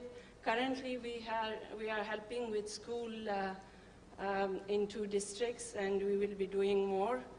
And we are working more in the north, but in Sindh, we will be working with the housing program together with other partnerships. Thank you so much.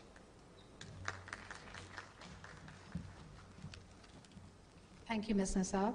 Ladies and gentlemen, 2 of our most important partners who've played a very important role, their commitments, their pledges have had, no other example actually comes close, and we know that they're going to inspire many more people and agencies to come forward. May I take this opportunity for inviting the Country Director, World Bank in Pakistan, Mr. Naji bin Haseen, to please say a few words at this occasion.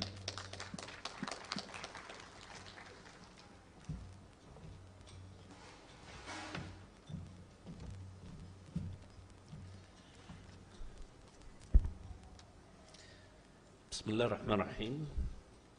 Honorable Foreign Minister, Mr. Bilawal Bhutto Zardari, Mr. Chief Minister, Mr. Murad Aisha, Chief Secretary, Mr. Suhail Rajput, Ministers, Secretaries, Chairman PND, Mr. Hassan Naqvi, distinguished participants and colleagues, Assalamu alaikum.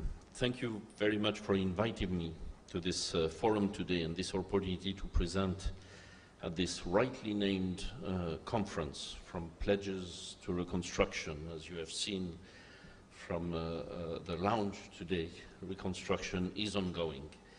The 2022 floods that have hit Pakistan, and particularly the province of Sindh, were a catastrophic reminder of the country's extreme vulnerability to natural disasters and a terrible demonstration of the impact of climate change on lives and livelihoods. As we meet here today, there remains hundreds of thousands of people who are still living in makeshift shelters.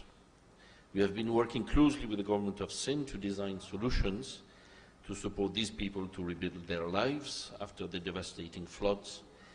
It will, without doubt, be a collective, persistent, international effort, which will require all of us to think differently and act quickly, as the government of Sindh is doing. Exactly a month ago, many of us were in Geneva at an equally important conference, which was very successful, thanks to the government of Pakistan, but also to the United Nations. It was successful because the commitment of the international community to support Pakistan in these unprecedented times moved from announcements of sympathy and solidarity to actual commitments, actual pledges, and this is today the follow-up to these commitments and pledges. But importantly, it was successful not only because it was well attended and well organized, but because so much work had gone into preparing it, preparing the post-disaster needs assessment, preparing the government reconstruction framework, and most importantly, I should insist, because the work that had actually started to prepare the rehabilitation and the reconstruction had moved very fast. And on this, I really would like to particularly congratulate the government of Sindh under the Chief Minister's leadership in particular, and the whole government in moving very fast, not only on the relief effort, but on preparing these reconstruction operations. If 1 month from Geneva we can see reconstruction starting, it's not because this has been done in 4 weeks, it's because there have been months since the floods of putting these systems, these management information systems, this new company, and that's just the housing. There's other works in different areas ongoing. So really I'd like to commend the provincial authorities for this, because things have been moving very fast on the ground. And our commitment to support the government is important. It's insufficient. More is needed.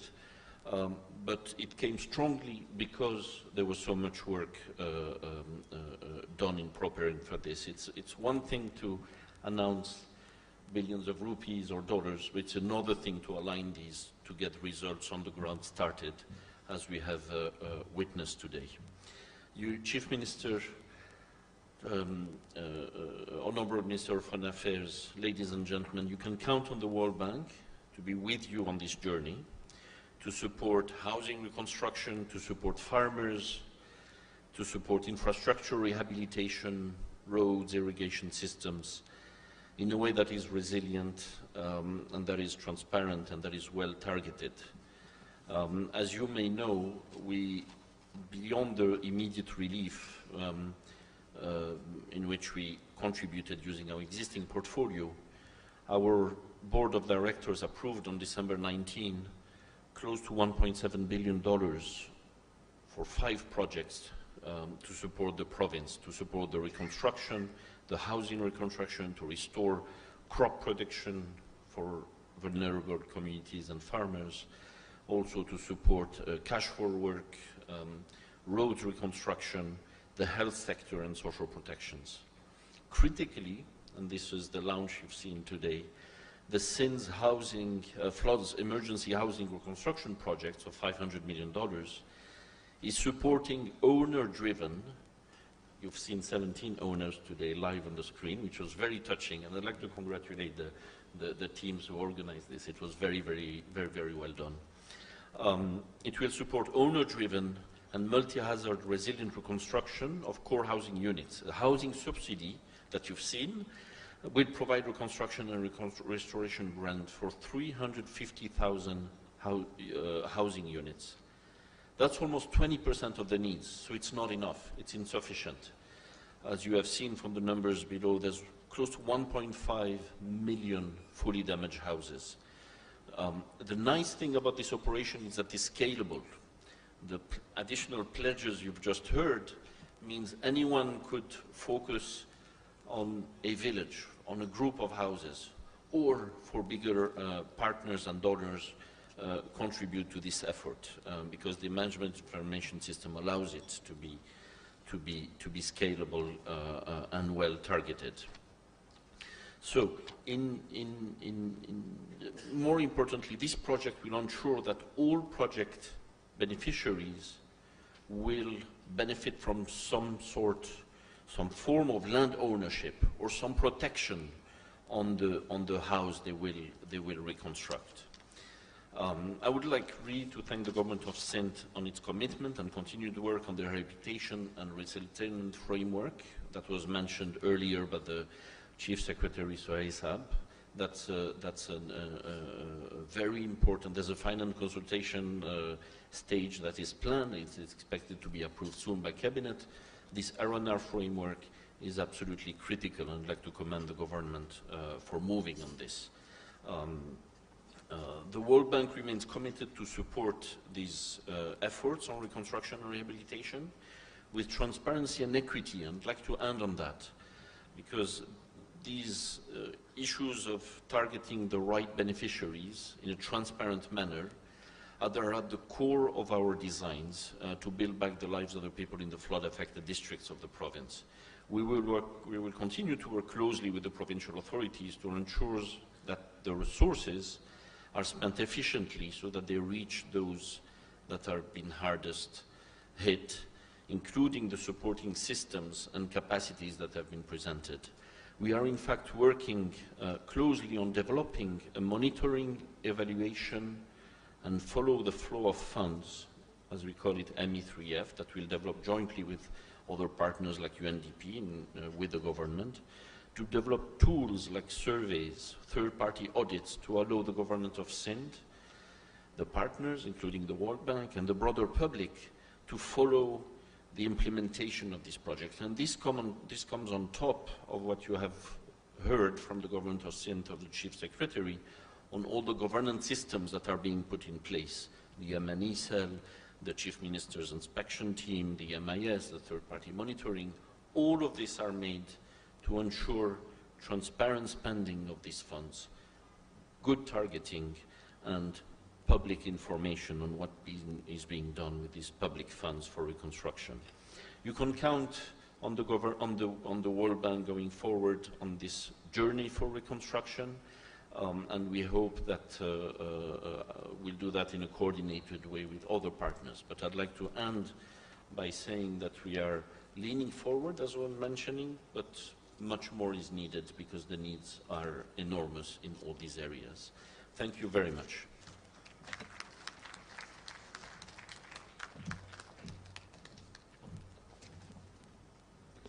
Thank you, Mr. Bin Hassin, for acknowledging the hard work and the commitment of all partners, all organizations, and the dedicated work of the government of Sindh and the government of Pakistan.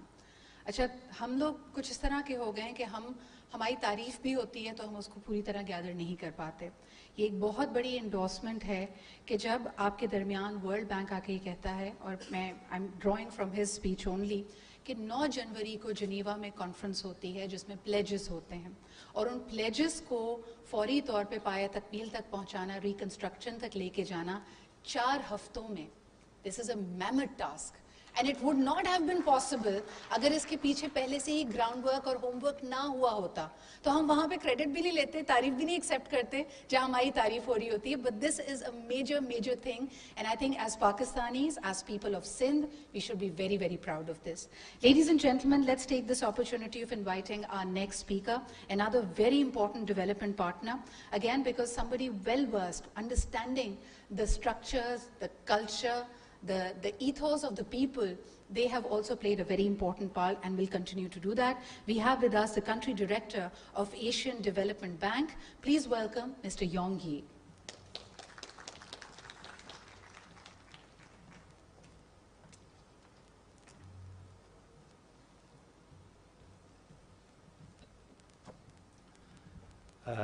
Good afternoon, Honorable Chief Minister, Honorable Finance Minister. Good afternoon, ladies and gentlemen. Very big thanks to the Sindh government for hosting us today on this very important event. ADB is very pleased and honored to be here, and I'm very excited seeing the milestone events, the signing of the partnership agreement, and also the feedback from beneficiaries just now on the screen. As a long-term development partner, by the way, thank you also for the very good feedback on ADB as a partner for the country, for Sindh government. Yes, indeed, as a long-term partner with the Sindh, with the Pakistan, ADB stand with the government and with the people here in responding to the flood and also to reconstruct the damaged infrastructures. For ADB, we have made our announcement of $1.5 billion in Geneva early last month. And you know we have approved more than $500 million so far, including $3 million grant early last year in August. Out of this $500 million support, I think a very big portion goes to Sindh. I think we have $200 million direct go to Sindh to support reconstruction of the road transport sector. This does not include those implemented by the federal government in the Sindh province. We are going to continue to do our $1 billion support, and our internal goal is to do this earlier than later. Although we say we are going to get this done in 3 years, but we are trying to get this done earlier. For this purpose, we have reached out with different provinces, including the Sindh province. We reached out the planning and development, and we were told the priority that recommend to us are the housing sector, which was heavily presented just now, and also on the education sector. We have started work with the 9 ministries and departments to collect the information and also look at how ADB can bring additional value and what is the scope of the work for ADB as well. I want to emphasize implementation of whatever we committed here, and I actually say that is also the major topic that many presenters have focused on just now. Allow me to approach some of these areas maybe in a slightly different way to ensure the benefit of our support reach the beneficiaries in a sustainable way. One is the principle of building back better. On my way to Karachi yesterday, although it's already in the afternoon, I can see the scale. Still, the flood, the water print on the land, I mean, the flooded areas, still you can see the marks of the flood. So it's really huge. So while we are building, reconstructing whatever the damaged infrastructure housing, we have to factor in the long-term resilience, both in terms of the climate change and also in terms of the disaster resilience. For such, for ADB support, we've already included in our support some instrument tools to do the climate change risk screening, assessment, and due diligence work. I think this should be mainstreamed in our future sector planning and also investment design. Second, I think many presenters already touched upon on the monitoring and reporting. I'm pleased to note that the M&E mechanism or cell under the planning and development will be leveraged with the third-party verification process. So I also noticed that there will be an inspection team under the leadership of the Chief Minister. Those are all good initiatives to ensure their accountability, ensure right targeting of our support. Third, I also want to emphasize a little bit the coordination and partnership. Today, on one side, we are very pleased to see so many donors, so many development partners and community members are here putting their efforts to reconstruct things, reconstruct the damaged infrastructure for the people here. That means we have so many players here. So the coordination to ensure we supplement each other, not duplicate or debate or really drag each other from different directions. That's important. For such, I understand there is some mechanism already set at the federal level, and we will see this also in the provincial level as well. Partnership, the magnitude of the damage and the need for the reconstruction are way beyond any individual organization's capacity. So we need to really join our hands. Private sector is important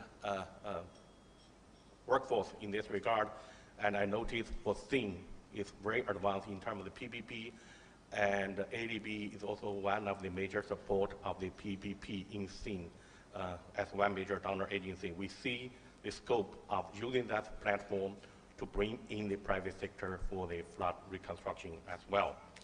Just now, during the tea break, I had a chat with a few participants, and I actually get quite some good recommendation from them, meaning there are a lot of good local knowledge which can be tapped into for our reconstruction efforts. So what I want to say, the partnership with the community, with the local knowledge, that's also are important areas we can work on.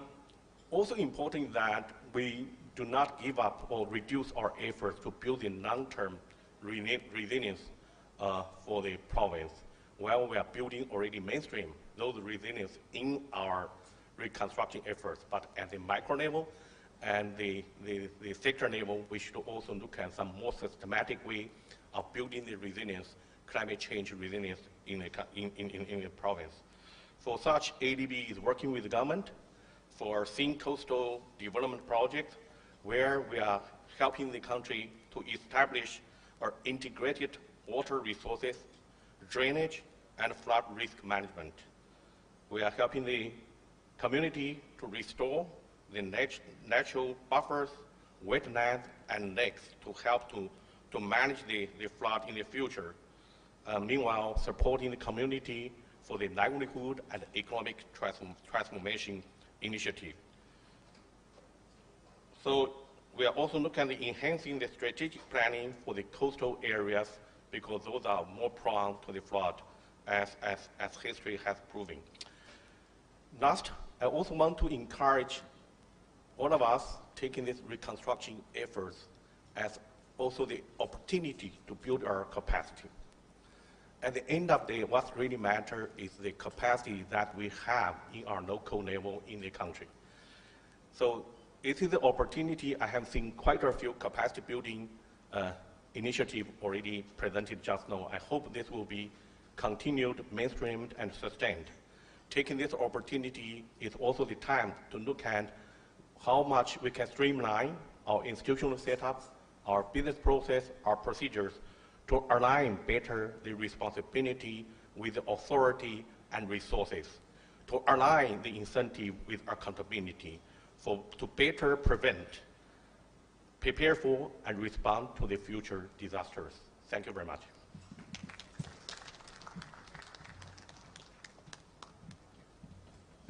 Thank you, Mr. Yonggi, and thank you for highlighting that this is actually going to bring a cultural shift, a transformation.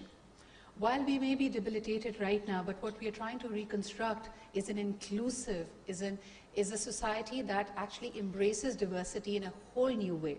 One of the things I would like to highlight is, usually when we are giving out, when we're trying to rule out the problems and find a list of the true beneficiaries, the easiest way is to go for the head of the family, and that usually ends up being a man. But when you want to build a house, and most importantly, when you want to reconstruct a home, what I love about the fact is even in our first 17 beneficiaries, you see gender diversity. You see women being entrusted with that money because we have studies and data from world over that women handle microloans better. And when you really want a task done, give it to a woman. On that note, ladies and gentlemen, our next speaker is definitely going to be talking about this as well. We have with us the Principal Country Officer and the Head of Karachi Office with the International Finance Corporation. Please welcome Ms. Naz Khan.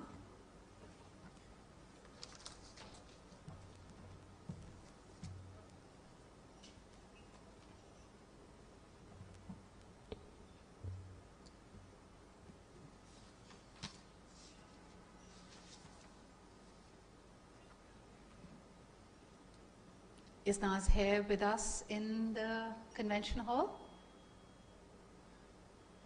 Probably in rigor. We're going to come back to that. I'm going to dial back once she is in again. Ladies and gentlemen, please join me in welcoming the Chief of Mission IOM, that is the International Organization for Migration. As we know that every time there's a calamity or a conflict that hits a settlement, people tend to go away. So it's really important to keep them rooted and grounded and give them opportunities to flourish again. Please welcome Ms. Mio Satu, the Chief of Mission for IOM, the International Organization for Migration. Let's give a big round of applause. This indeed are our development partners. There is no development, there's no leadership without people. Let's put people at the heart of it all. Ladies and gentlemen, Ms. Mio Satu.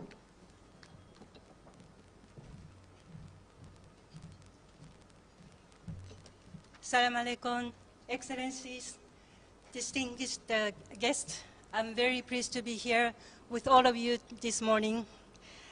IOM has been working as co-lead of the shelter sector within the humanitarian community under the leadership of the humanitarian and resident coordinator Nigerian Harness on the stage since the very beginning of the flood response. Now, in parallel to its humanitarian support, IOM is working actively with the Housing and Settlement Recovery Working Group members. Many of members are here present today, along with all of you, to support government-led recovery efforts. With support from the donors, governments, again, many of our donors are here today with us, is working on 3 parallel tracks. One, the IOM data collection on the displacement to collect information on needs in floods-affected communities, allowing for updated needs analysis information to underpin recovery programming. Also, IOM is working with UN partners to support coordination and policy development. And IOM is beginning work to support community recovery focusing on housing, livelihoods, basic services, disaster risk reduction, and climate change adaptation at community level. IOM believes that the recovery and reconstruction period is crucial for building resilience of communities and reducing their exposures to future disasters, in supporting displaced and returning communities in resolving their displacement in sustainable and durable ways. IOM wishes to commend the government on its leadership of the floods response to date. The government has reached huge numbers of people with assistance and is taking a major leadership role in recovery and reconstruction.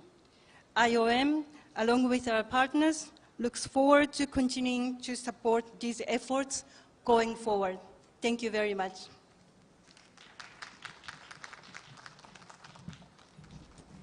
Thank you, ma'am. This really goes a long way, and once again telling people that just like a tree, for climate impact, the importance of trees have been highlighted because they hold on to the ground and they make sure that the earth is well watered, the soil is in place, and the whole ecosystem continues to flourish. Just like that, when people are rooted with their land, it gives them great momentum to continuing to grow and expand. Next up, ladies and gentlemen, we have with us the Country Operation Manager, Turkey, Iran and Pakistan for the Islamic Development Bank. I must tell you a little bit about the gentleman. He is tasked with the Relationship and Partnership Management, Business Development and Operations Portfolio Management for the ISDP member countries under his purview, including Pakistan. During his career with the Islamic Development Bank spanning 17 years, he has worked on managing public sector operations portfolios across multiple sectors in 11 countries in Asia and Africa. Please join me in welcoming Dr. Ishtiaq Akbar.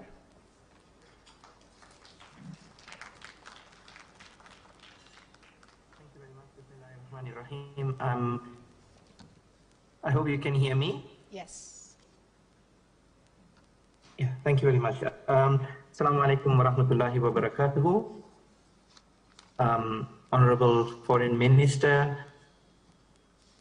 Peace Minister, ministers from the government of Sindh, senior officials and development representatives of development partners, ladies and gentlemen. Very good afternoon to you and assalamu alaikum once again. I'm connecting to you from Ankara in Turkey, and my sincere apologies for not being there in person. However, we have been following very keenly in heart and spirit, and as you know, Turkey and Syria have been hit by the devastating twin earthquakes a few days ago, so we've just been trying to cope with the situation here and help the government and people that are affected. I just wanted to continue the message of solidarity and our thoughts and prayers with the people and government of Sindh, as was expressed by our president during the Geneva conference. And it is always saddening to see the devastating effects of the flood, and especially in Sindh, which was the hardest impacted by these events. At the same time, we would like to acknowledge and applaud the strong responsiveness and action of the government of Sindh in providing not only the relief efforts swiftly to the people, but also the moving equally swiftly in planning and moving forward with the recovery efforts, as can be seen through this conference today, and moving from action to reconstruction, pledges to reconstruction. We also join our hands with and voices with the other development partners in applauding the government of Sindh in instituting these strong governance and monitoring measures that will help give the necessary confidence and oversight functionality as we move forward with these reconstruction projects. And thank you, and I'd like to take a moment to congratulate all those who were involved in the successful launching of the housing reconstruction program in terms of the government of Sindh, the implementing partners, and the financiers who have come together to realize this program in such a short period of time. As you know, the ISDB president during his address in the Geneva conference to support Pakistan mentioned or stated a package of 4.2 billion US dollars over the coming 3 years as part of the development support and reconstruction package to the government of Pakistan, out of which 600 million would be targeted towards public sector support interventions. And in that regard, we would also like to mention that we started very early in supporting the government of Sindh by joining hands with the World Bank and approving on fast-track basis the Sindh Integrated Women and Integrated Health and Women Empowerment Project, which is a unique project in that it couples two major socio-economic determinants that will impact the health outcomes of the population. One looking at the access to quality healthcare, and the second one looking at the economic determinants and focusing on bringing women into the economic activities and empowering them to become key social actors in the society. So we are very happy to have worked on this, and we were happy also to have adjusted and fine-tuned this intervention to cater to the relief efforts and the reconstruction efforts going on in Sindh. And finally, we have been in touch with the Planning and Development Board of the Government of Sindh, and we look forward to continuing the discussion with them in exploring other key programs that the ISDB can support and intervene in, such as the housing program that was launched today, any other agriculture and infrastructure development programs, and livelihood restoration initiatives as well. So we look forward to further supporting the government of Sindh as we move along and working very closely with our development partners in this journey. Thank you very much. Thank you. Thank you, Dr. Ishtiaq Akbar Sahab. This comes as a very, very strong acknowledgement and endorsement from all of you. And as we said, it resonates again how women are being made a more active member in society.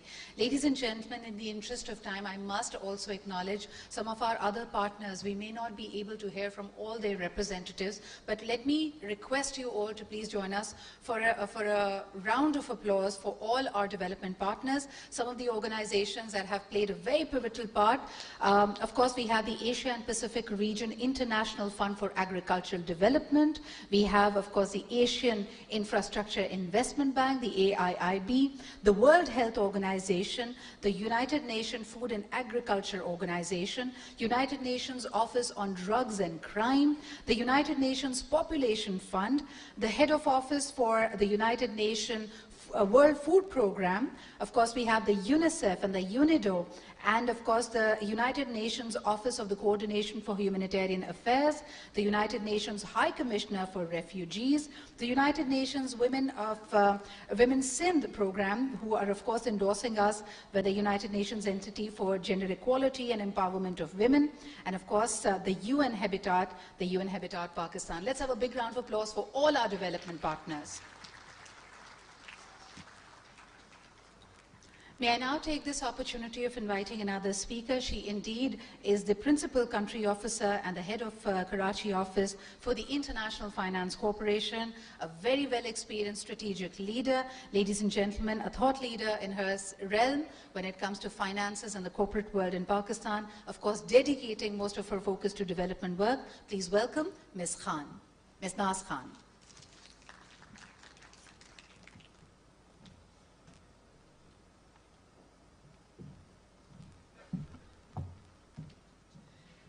Thank you. And it is absolutely heartbreaking to see the scale of the catastrophe, but at the same time, it is also heartwarming to see the amount of work that the government of Sindh has done, and congratulate you all on that, and what all the donor community has come together to do for this catastrophe in Pakistan. You know, at IFC has already been engaged with the government of Sindh on several counts. But really for the private sector, this is especially the right time to work on a PPP model. and has a much larger role to play in mobilizing funds, because as you can see that the scale of the disaster is so large that no amount of donor money is going to be able to take care of all the needs. So this is the time to actually innovate and bring about other kinds of financing where we can mobilize the private sector. And the IFC has been working and engaged with the government of Sindh on a public-private partnership on certain engagements, and we hope to extend that further. But really, concessional funds from donors, partners, when blended with IFC's own financing, can actually help de-risk and reduce the cost of funding, which can actually raise much larger finance that is needed for something this large. So this is the time to actually build back better, but through innovation and coming together as a community. And IFC is there to help work with the government on that as well. Thank you.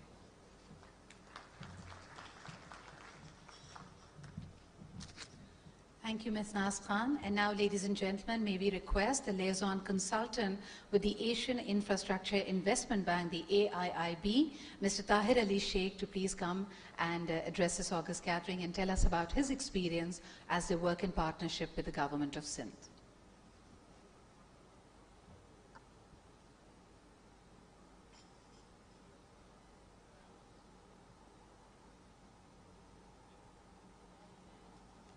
Ladies and gentlemen, I believe Mr. Tahir has stepped out, but we would now like to take this opportunity to invite from the World Health Organization the Acting Head of Office, Dr. Badr Munir, to please join us up on stage.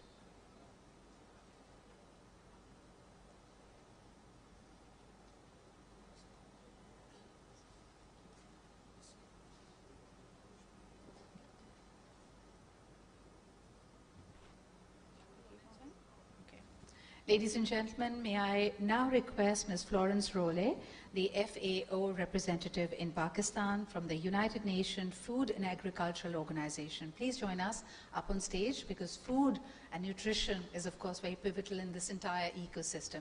Please join me in welcoming Ms. Florence Rowley.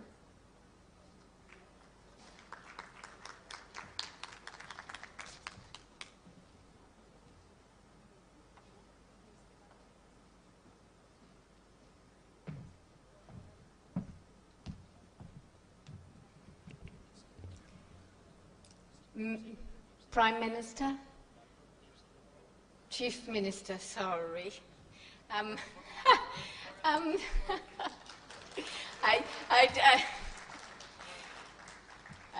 was not expecting to come to the stage, so I'm a bit... So, Chief Minister, Minister, distinguished guests, colleagues, I want to congratulate the government of Sindh for the response to the devastating floods which happened this summer, the past summer.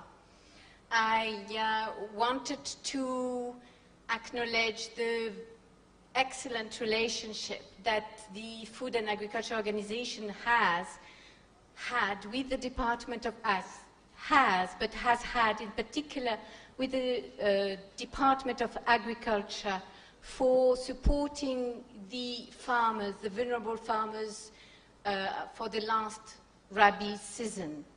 And proudly we can say that we managed in a very short period of time to provide seed and fertilizers to around 20,000 households for helping them to at least be able to plant the wheat for this coming season.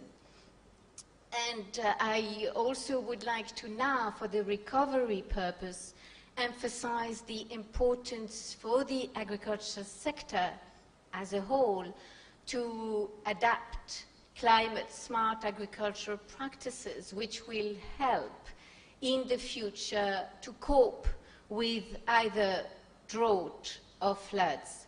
And in this regard, we have a large Green Climate Fund funded project with the Department of Agriculture together and the Department of Irrigation to bring knowledge to the farmers on how to cope with future disaster.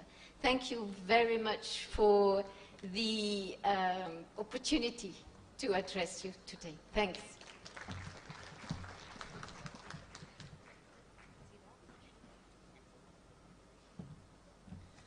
Ladies and gentlemen, some of the individual independent pledges that have been inspired because of the day's proceeding, I had mentioned earlier. One of the pledges has been made by, of course, the president of Bank Al-Falah, Mr. Atif Bajwa.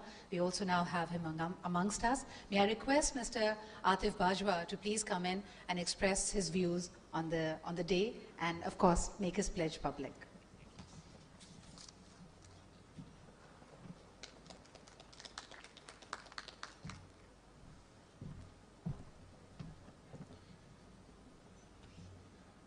Assalamu alaikum, ladies and gentlemen. Chief guest, thank you very much for giving us this opportunity to share the pledge and the vision of our chairman, Sheikh Nahyan bin Mubarak Al Nahyan. As the chairman, he has felt very strongly about the pain and suffering that the people of Sindh and people of Pakistan are going through. And he has very generously made the largest corporate donation so far in Pakistan, which is $10 million. And this donation is to be used initially for rescue and relief, most of which has already been done. And the big part of this donation is being used for rehabilitation. And within rehabilitation, there are 4 major areas that are being focused. The first one, of course, is to rebuild houses. The second one is revival of livelihood. The third one is to build sustainable health facilities. And the fourth one is to try to get children back to schools where schools have been damaged. And so, you know, our efforts in these 4 areas are being directed in partnership with a lot of well-known, renowned, and well-established partners and agencies. Some of them are of course sitting here. I know in this hospital, KRT, TCF, various others. So we're using their strengths to reach out to as many people as we can. And of course, the bank has a number of branches within Sindh that are being used also to support this effort. And the Sindh government is supporting us a lot in making our donation as effective as possible. So thank you very much for this opportunity to share this with you. Bank Al-Falah continues to be a caring bank, and we feel that we owe it to our communities that we operate in and to our country to do as much as we can. And our chairman made it clear that this is just the starting donation, and we will be looking for opportunities to do more in the future. Thank you very much.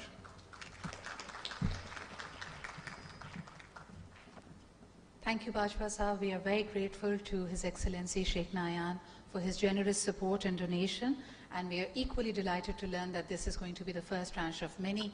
And as committed partners and longtime friends, of course, we see in Bank Al-Falah a true enabler. Ladies and gentlemen, with devastation comes hopelessness, and hopelessness can actually push people into adverse choices, into losing all faith that better days are possible. Therefore, who once used to be full of dreams and aspirations could perhaps take the downside of crime, agitation, and even drugs. So our next partner is equally important in making sure that we are just not building lives, we're building livelihoods, and we're building hope again.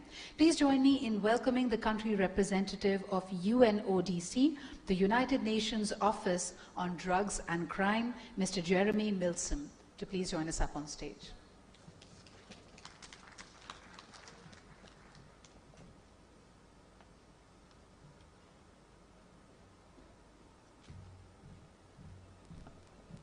Thank you for giving me the floor.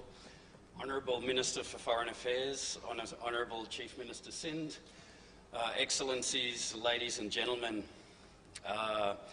UNODC works in partnership with the government across many sectors, countering illicit drugs, helping people who've become addicted to drugs, countering all types of crime.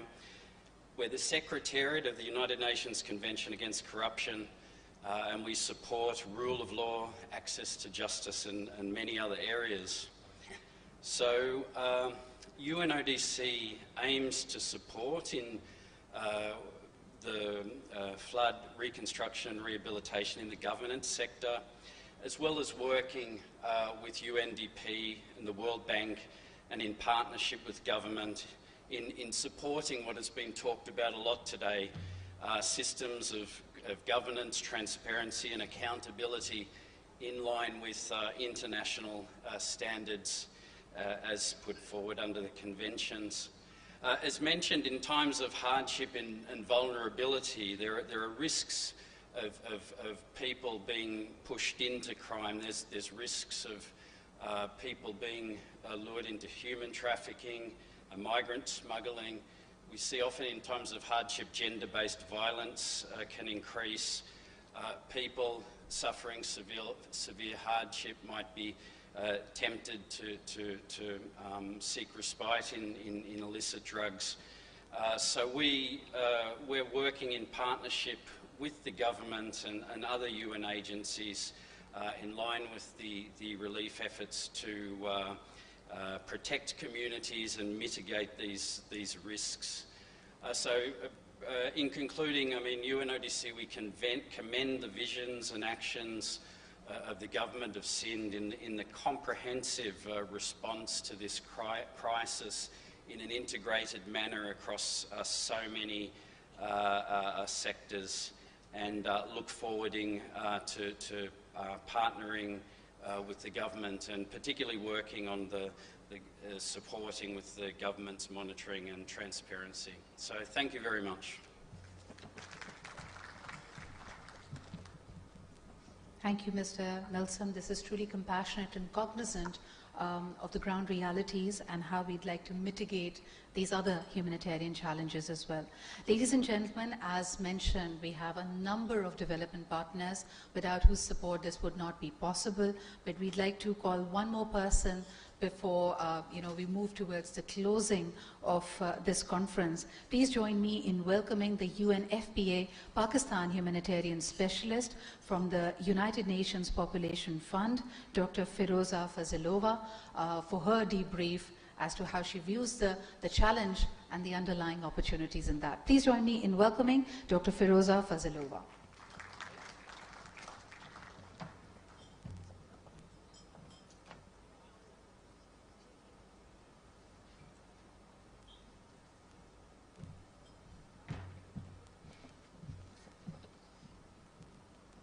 Thank you very much. Your Excellency, Mr. Chief Minister, distinguished guests and partners, United Nations Population Fund in Pakistan is working in the area of sexual and reproductive health, and its mandate area is maternal health care, sexual reproductive health care, service delivery, investment to young people for the better development, elimination of gender-based violence, and many other areas. We are working through the different approaches, which are capacity building, procurement, and human resources and humanitarian actions. When calamity hit Pakistan in June in 2022, UNFPA started from the reprogramming its own, internal resources towards humanitarian response. And Sindh province was, under focus of UNFPA and many agencies. We got engaged through the sectorial response.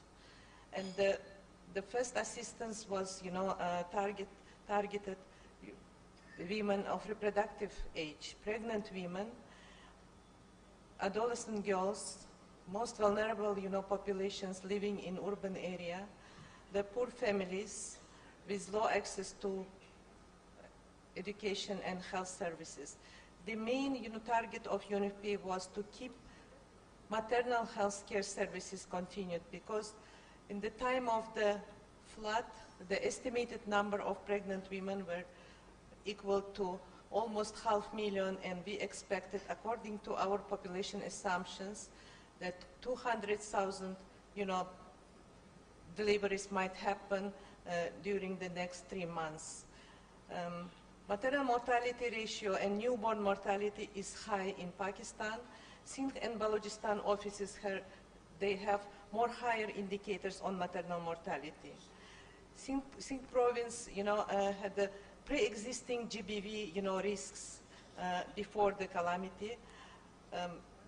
Among them, the child marriage was more indicative and problematic, GBV, including to other, GBV in the area. And that's why we try to mitigate the risk of GBV, and 20,000, dignity kits were provided to women, girls, and for pregnant women. We are very thankful to our implementing partners in Sindh. We worked through 5 implementing partners. With their support, we were able to sustain the services, to deploy healthcare workers, and to establish, camp-based, temporary health facilities for mental health and psychosocial support and referral services. In addition to that, I can say that UNFPA in its program has a resilience building framework, which will be also, continued in Sindh through strengthening the system, through investment to healthcare cadres and GBV and protection issues. Thank you very much. I really congratulate Sindh province and my development partners with this very milestone event which is happening today. Thank you very much for your attention.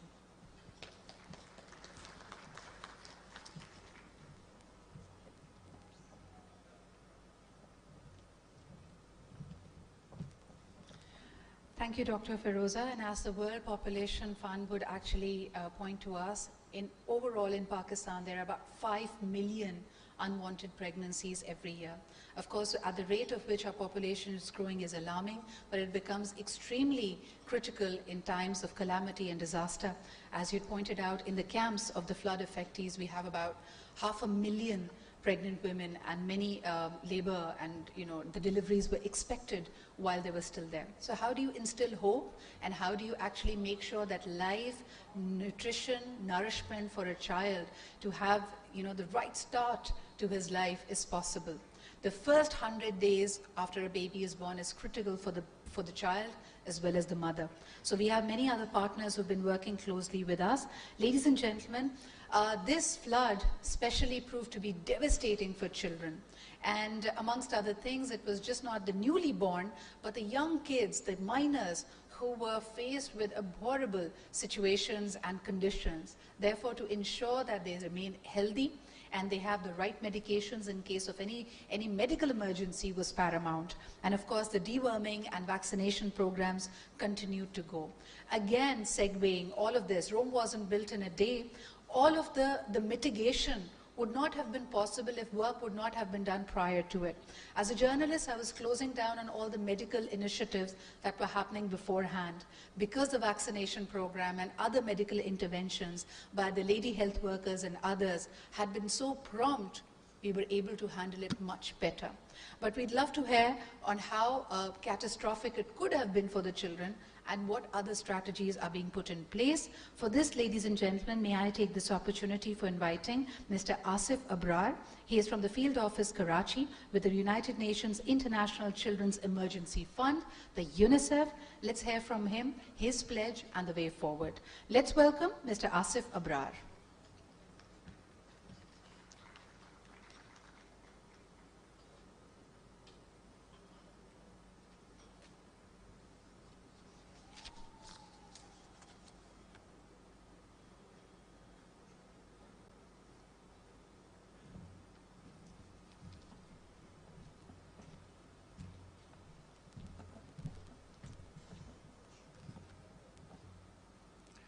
Thank you very much. My name is Premchand. I'm Chief Field Office for UNICEF in Sindh. Honorable Chief Minister, Honorable Foreign Minister, who is not here, and dignitaries and our development partners.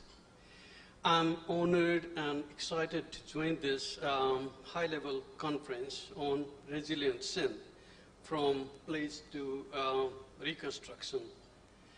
Today's conference not only demonstrates high level of political will, but also shows strategic and rigorous follow-up of the government of Sindh towards high-powered Geneva conference held on 9 January this year. I strongly believe that commitments made by the international community in Geneva conference will support furthering resilient recovery, reconstruction, and rehabilitation of affected population of Sindh. We are all aware that floods have disproportionately hit the poorest households in the most vulnerable areas in Sindh, where children already were suffering from malnutrition, poor access to water, sanitation, and health services, and low school enrollment and other deprivations. While the floods have exacerbated the deprivations, they also present an unprecedented opportunity to tackle education and nutrition crisis, which has been left unattended for years. As UN leader, resident coordinator mentioned, malnutrition is a big challenge all over Pakistan, but particularly in Sindh. Your Excellencies, we all know that an investment in children is an investment in the future of Pakistan. Physically, mentally, and emotionally healthy children can create miracles and bring prosperity to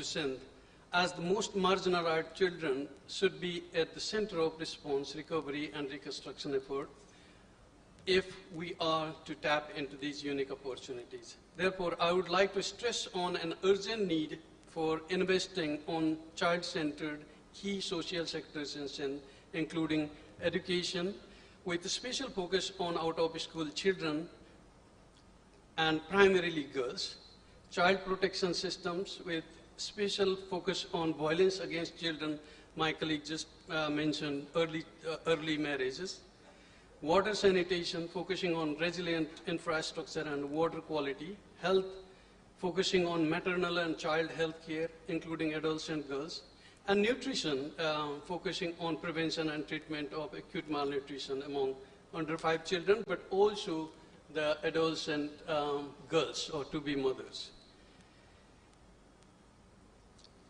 Pakistan being one of the most disaster-prone countries in the world, it is only a matter of time before another disaster strikes. The recovery and reconstruction therefore presents a critical opportunity to ensure that schools, health centers, water sanitation facilities are built to withstand future shocks.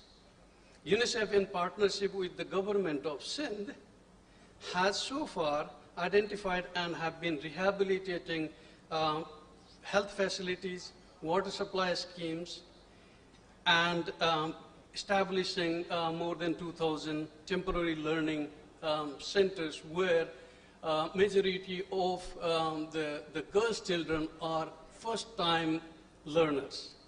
So I urge our partners to support the government of Sindh in ensuring that equity in learning for these children. Your Excellency, while we focus on rebuilding and strengthening resilient system for equitable service delivery, we must not lose sight of the continued humanitarian needs among the most deprived children and their families. Children pay highest price of humanitarian crisis. Protecting children in humanitarian crisis is most critical. Gender-based violence is the most pervasive yet least visible human rights. UNICEF is doing everything it can do to support affected children and families and protect from ongoing dangers of waterborne disease, malnutrition, and protection risk, and access to learning and safe spaces for holistic development. Your Excellency, UNICEF will continue to focus on most deprived children and their families who need most support in support of the government of Sindh in providing access to these social services. Your Excellency, in these extraordinary times, we stand united with you and support you and your actions to rebuild a resilient Sindh. Thank you. Thank you very much.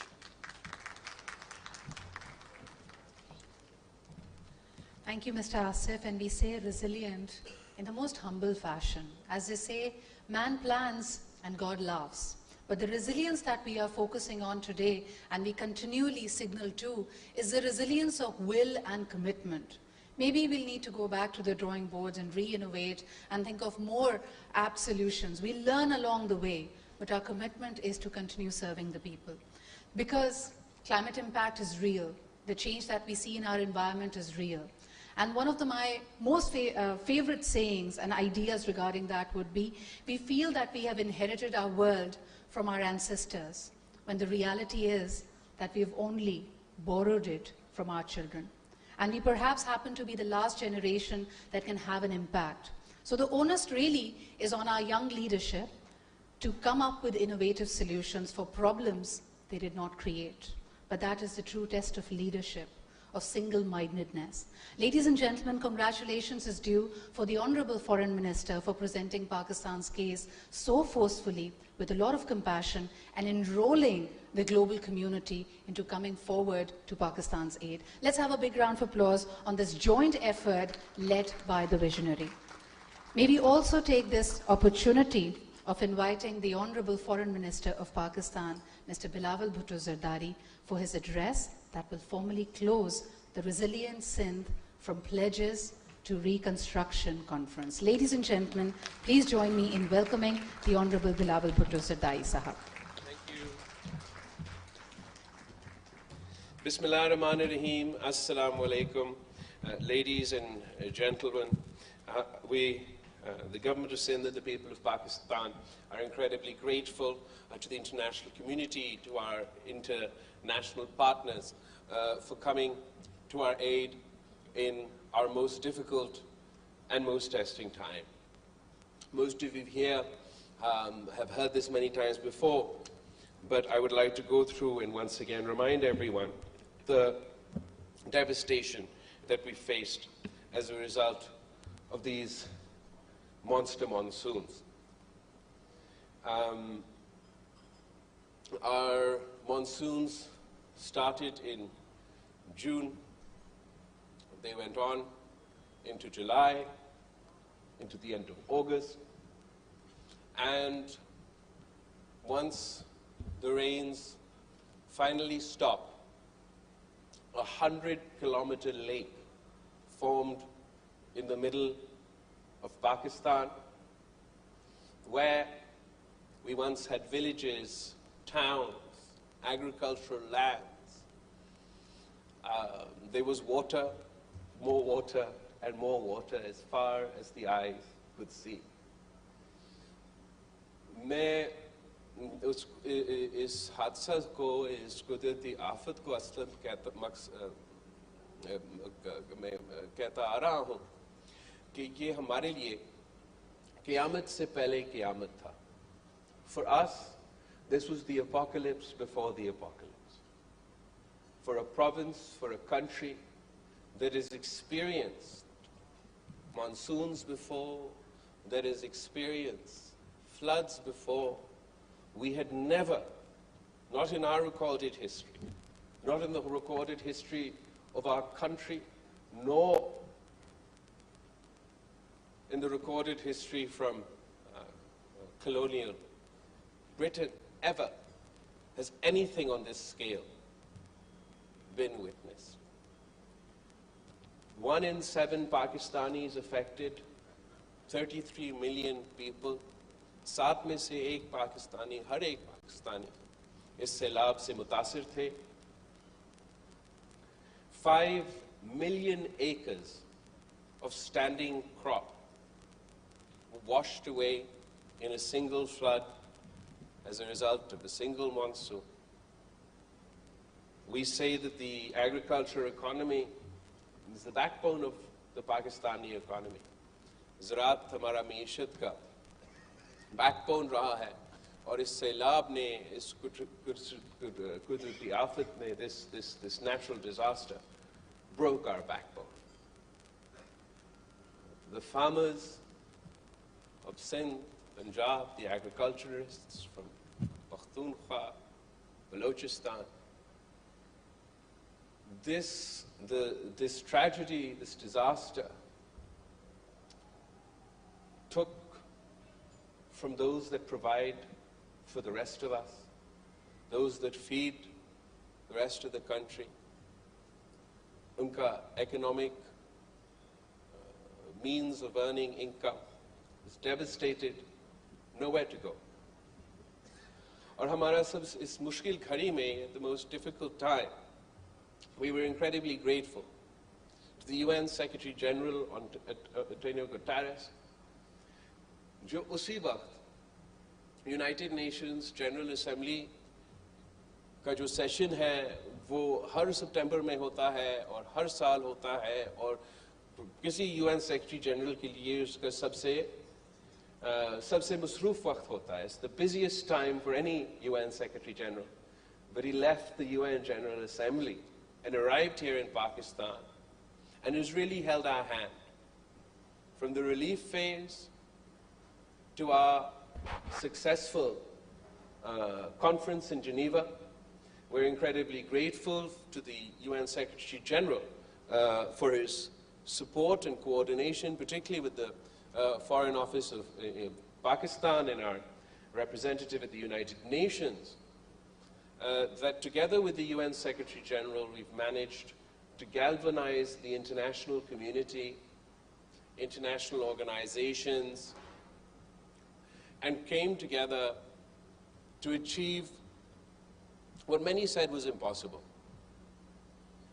हमें कहा जाता था कि देखिए पूरी दुनिया में मुआशी बहरान है, कुदरती आफत भी जगह जगह हो रहा है, यूक्रेन का जंग चल रहा है और पूरी दुनिया का इमदाद, फोकस इन चीज़ों पे है, तो आप अपने उम्मीदें कम रखें.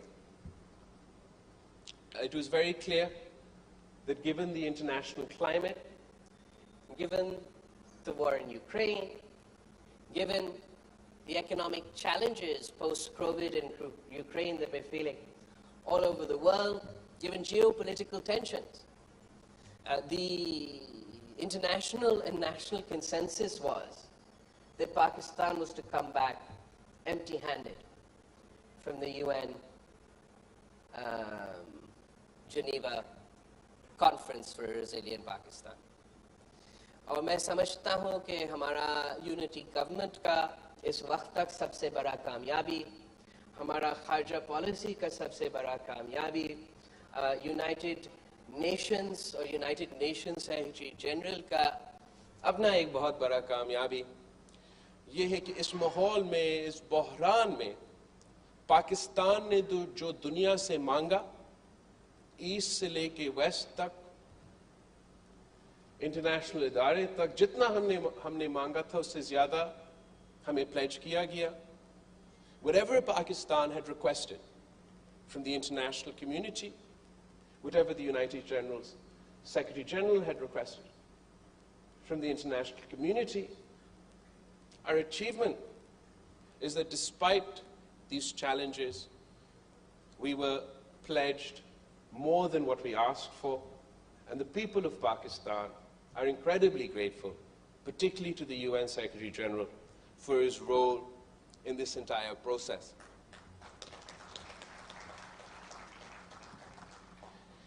But just because we have met our target,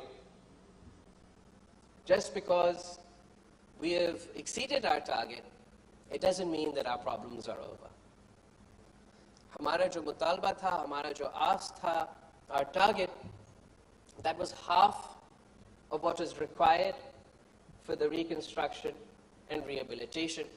The government of Pakistan had pledged to match international commitments, and of course, as part of that, the government of Sindh is willing to work on a 50-50 basis with the federal government, and we feel that it is appropriate that the federal government, it is as part of their commitment to match international pledges, that if we work 50-50 of that burden shared between the government of Sindh and the federal government, we may be able to come up with the necessary financing.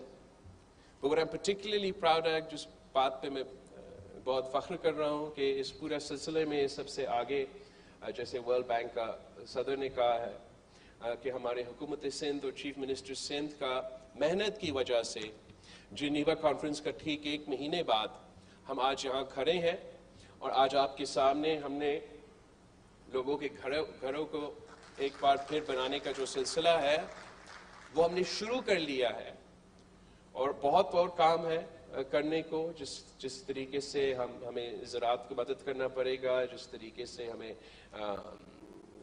Road infrastructure को, तालीमी इदारे को, सेहत के इदारे को खड़ा करना पड़ेगा। मगर उन दिनों में जब सैलाब का सिलसिला चल रहा था और मैं कभी UN सेक्रेटरी जनरल के साथ, तो कभी वज़ीर आज़म के साथ, तो कभी मुल्क के मुख्तलिफ बैरून मुल्क के मुख्तलिफ सफ़ीरों के साथ सैलाब मुतासरीन से मिलने के लिए रिलीफ के सिलसिले में अपने दौरे में था, जिससे मैंने मिला, चाहे वो सिंध का हो या बलूचिस्तान का हो या जहाँ से हो, उनका सबसे पहले जो हमसे रिक्वेस्ट था, जो मुतालबा था कि हमारा घर को नुकसान हुआ है, हमें घर बनाने में आप मदद करें।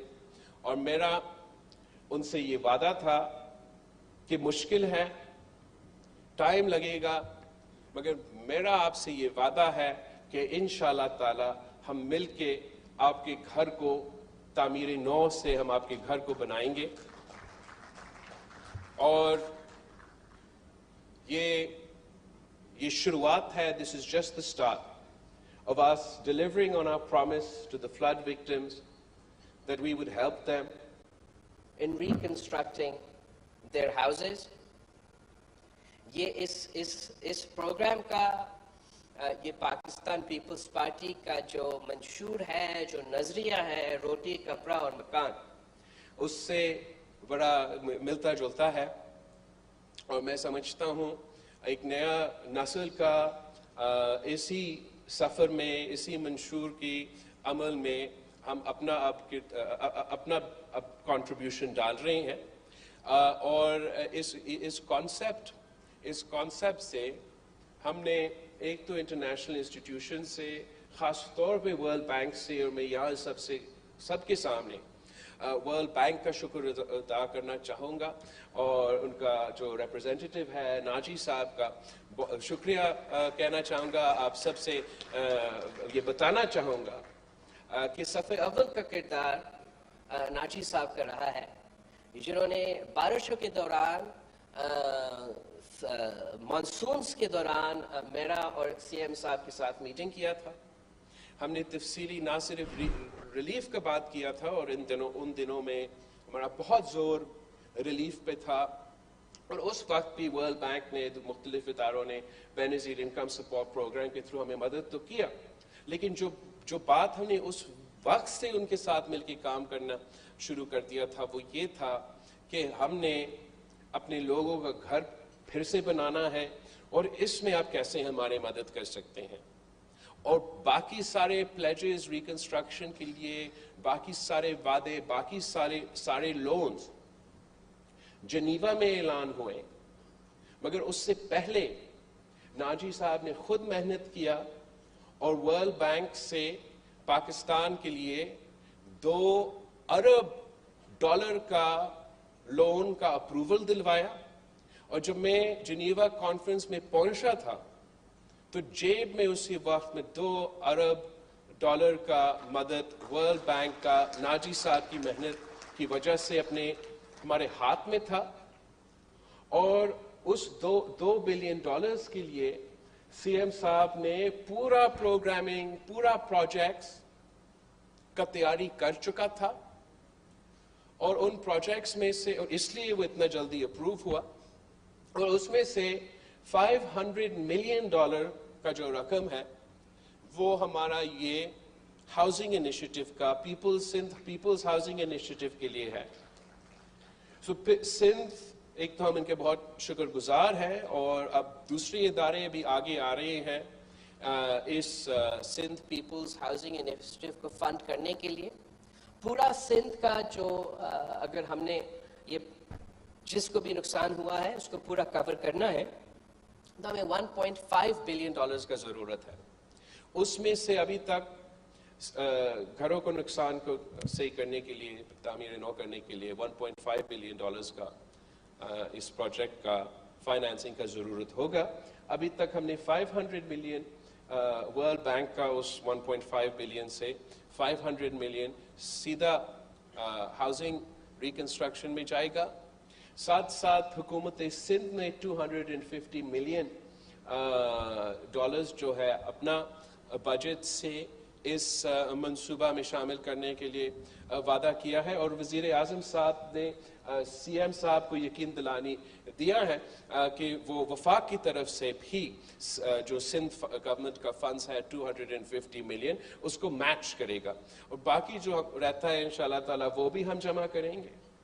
اور اس پیسہ کے ساتھ ہم نہ صرف جن لوگوں کا گھر کو نقصان ہوا یا بالکل ہی تباہ ہوا اس کو ایک بار پھر بنائیں گے، مگر ہم چاہ رہے ہیں کہ ہم نہ صرف ان کو گھر بنا کے دیں مگر سیلاب متاثرین کو مالکانہ حقوق بھی دے دیں. اور میں سمجھتا ہوں کہ یہ ایک ٹیسٹ کیس ہے، ایک شروعات ہے، اور اگر ہم اس سلسلہ میں کامیاب ہوتے ہیں تو یہ ہمارا نسل کا، ہمارا جنریشن کا لینڈ ریفارمز کا سلسلہ ہوگا. اس لیے اس کانسیپٹ کا جو خوبی ہے وہ یہ ہے کہ آپ متاثرین کا تو گھر بنا رہے ہیں، مگر اگر بنانے کے ساتھ ساتھ ہم ان کو مالکانہ حقوق دیں، اور میرا تو مطالبہ ہوگا سی ایم صاحب سے کہ وہ مالکانہ حقوق جو ہے وہ گھر کے عورت کو دیا جائے. تو اگر ہم ان کو مالکانہ حقوق دیں گے تو ہم نہ صرف ان کے گھر کا تعمیر نو میں مدد کر رہے ہیں جو ان کا حق ہے، وہ تو سیلاب کے نتیجے میں نقصان ہوا، مگر ہم ان کو ایک احساسے دے رہے ہیں. راتوں رات ان کے جو انکم ہے، جو ویلتھ ڈسپیرٹی ہے، جو امیر اور غریب کے درمیان ایک گیپ ہے، اب راتوں رات اس میں ایک بڑا انداز سے فرق ڈال رہے ہو.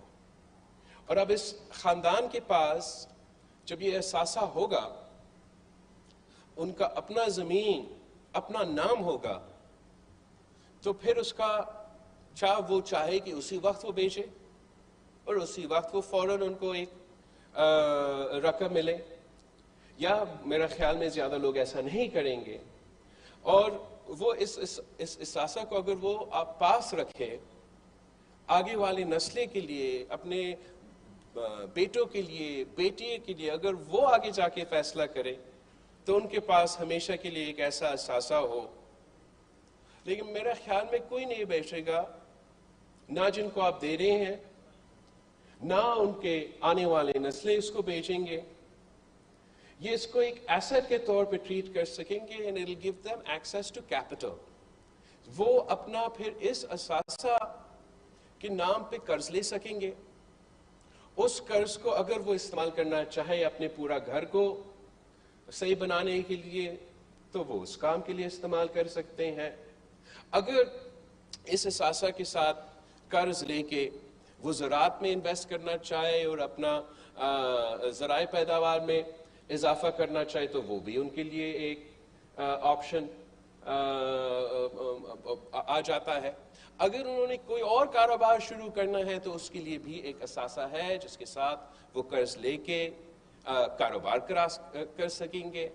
تو اس طریقے سے ہم نہ صرف وہ گیپ کو کم کر رہے ہیں, غریب کو, عام آدمی کو وسائل دے کے ان کو اکنامکلی امپاور کر رہے ہیں, مگر پورا معیشت پہ اس کا اثر ہوگا جب ہم پیسہ دیں گے, یا وہ قرض یا لون صرف ریکنسٹرکشن کے لیے, یا یہ اثاثہ دیں گے. اس کا مطلب یہ ہوگا کہ جو سب سے غریب ترین لوگ ہیں ان کے پاس وہ پیسہ آئے گا اور وہ پیسہ آپ کا معیشت میں چلنا شروع کر دے گا. اگر ایک گاؤں میں, ایک دیہی علاقوں میں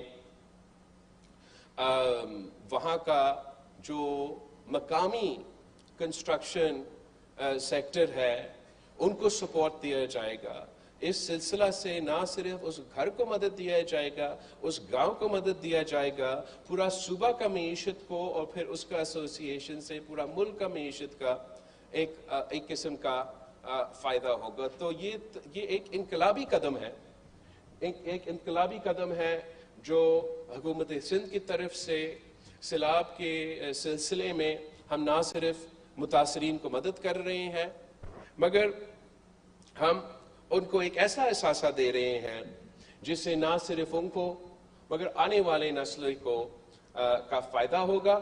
اور اگر یہ سلسلہ صحیح طریقے سے آپ مکمل کر دیتے ہیں, اور میری امید ہے کہ نہ صرف یہ گرانٹس اور لونز کا جو پیسہ دیا جا رہا ہے متاثرین کو وہ سلسلہ شروع ہو جائے گا جیسے آج ہم نے شروع کروایا, مگر یہ جو مالکانہ حقوق کا سلسلہ جب شروع ہوگا اور ہم صحیح طریقے سے اس پہ عمل کریں گے تو آگے جا کے ہم پورا صوبہ میں مگر پھر پورا ملک میں اس چیز کا جائزہ لیا جا سکتا ہے کہ جہاں حکومت کا زمین ہو, جہاں صوبائی حکومت کا زمین ہو, جہاں وفاقی حکومت کا زمین ہو, جو ریاست کا کوئی کام کا نہ رہا ہو, جہاں پاکستان کے عوام اسی صوبے کے شہری وہاں نسلوں سے آباد ہے, نہ وہ اس زمین سے کما سکتے ہیں نہ آپ اس زمین سے کما سکتے ہیں. تو اس سے بہتر یہ ہوگا کہ ہم انسٹیڈ آف کہ انکروچمنٹ کے نام پہ لوگوں کے گھر توڑانے کے بجائے ہمارا حکومت کا ارادہ یہ ہے کہ ہم ٹوٹے ہوئے گھر کو بنائیں گے, مالکانہ حقوق دلوائیں گے اور اپنے کمزور ترین طبقہ کو, غریب ترین طبقہ کو راتوں رات اکنامکلی امپاور کریں گے. اور انشاءاللہ تعالی یہ سلسلہ شروع ہو رہا ہے. میں خاص طور پہ پاکستان پیپلز پارٹی کے جو نمائندے ہیں, جو ہمارے M P As, M N As, local bodies کے جو نمائندے ہیں, میں آپ سے یہ چاہوں گا کہ یہ پورا سلسلہ اپنے علاقے پہ آپ نے مانیٹر کرنا ہے, آپ نے انشور کرنا ہے, آپ نے مدد کرنا ہے حکومت سندھ کو کہ یہ ٹرانسپیرنٹلی اور جائز طریقہ سے یہ سلسلہ نہ صرف مکمل ہو جائے, جو متاثر ہوئے ہیں ان کو آپ نے یقین دلوانا ہے کہ یہ اب سلسلہ شروع ہو گیا ہے. ٹائم لگے گا, اس ٹائم لگنے کے لیے تو آپ سے معافی چاہتے ہیں, لیکن آپ سے وعدہ ہے کہ انشاءاللہ تعالی 2-3 سالوں میں ہم یہ پورا سلسلہ مکمل کر دیں گے.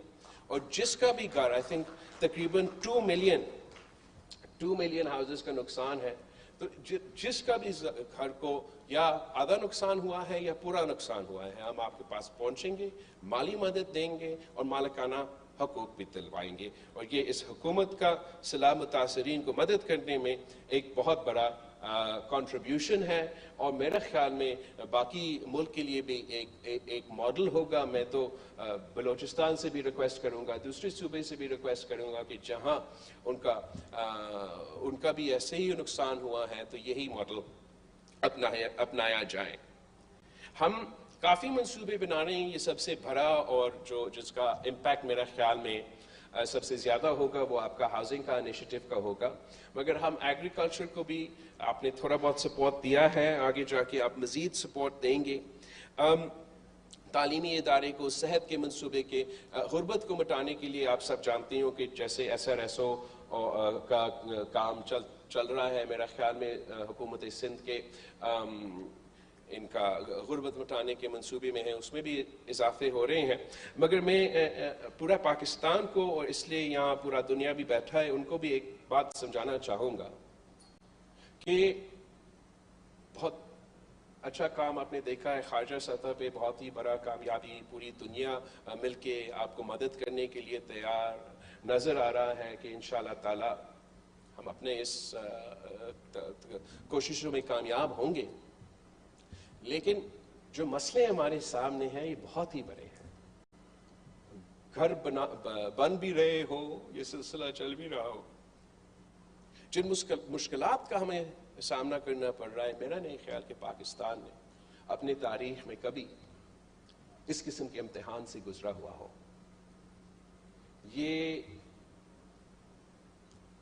एक कुदरती आफत तो है ही है,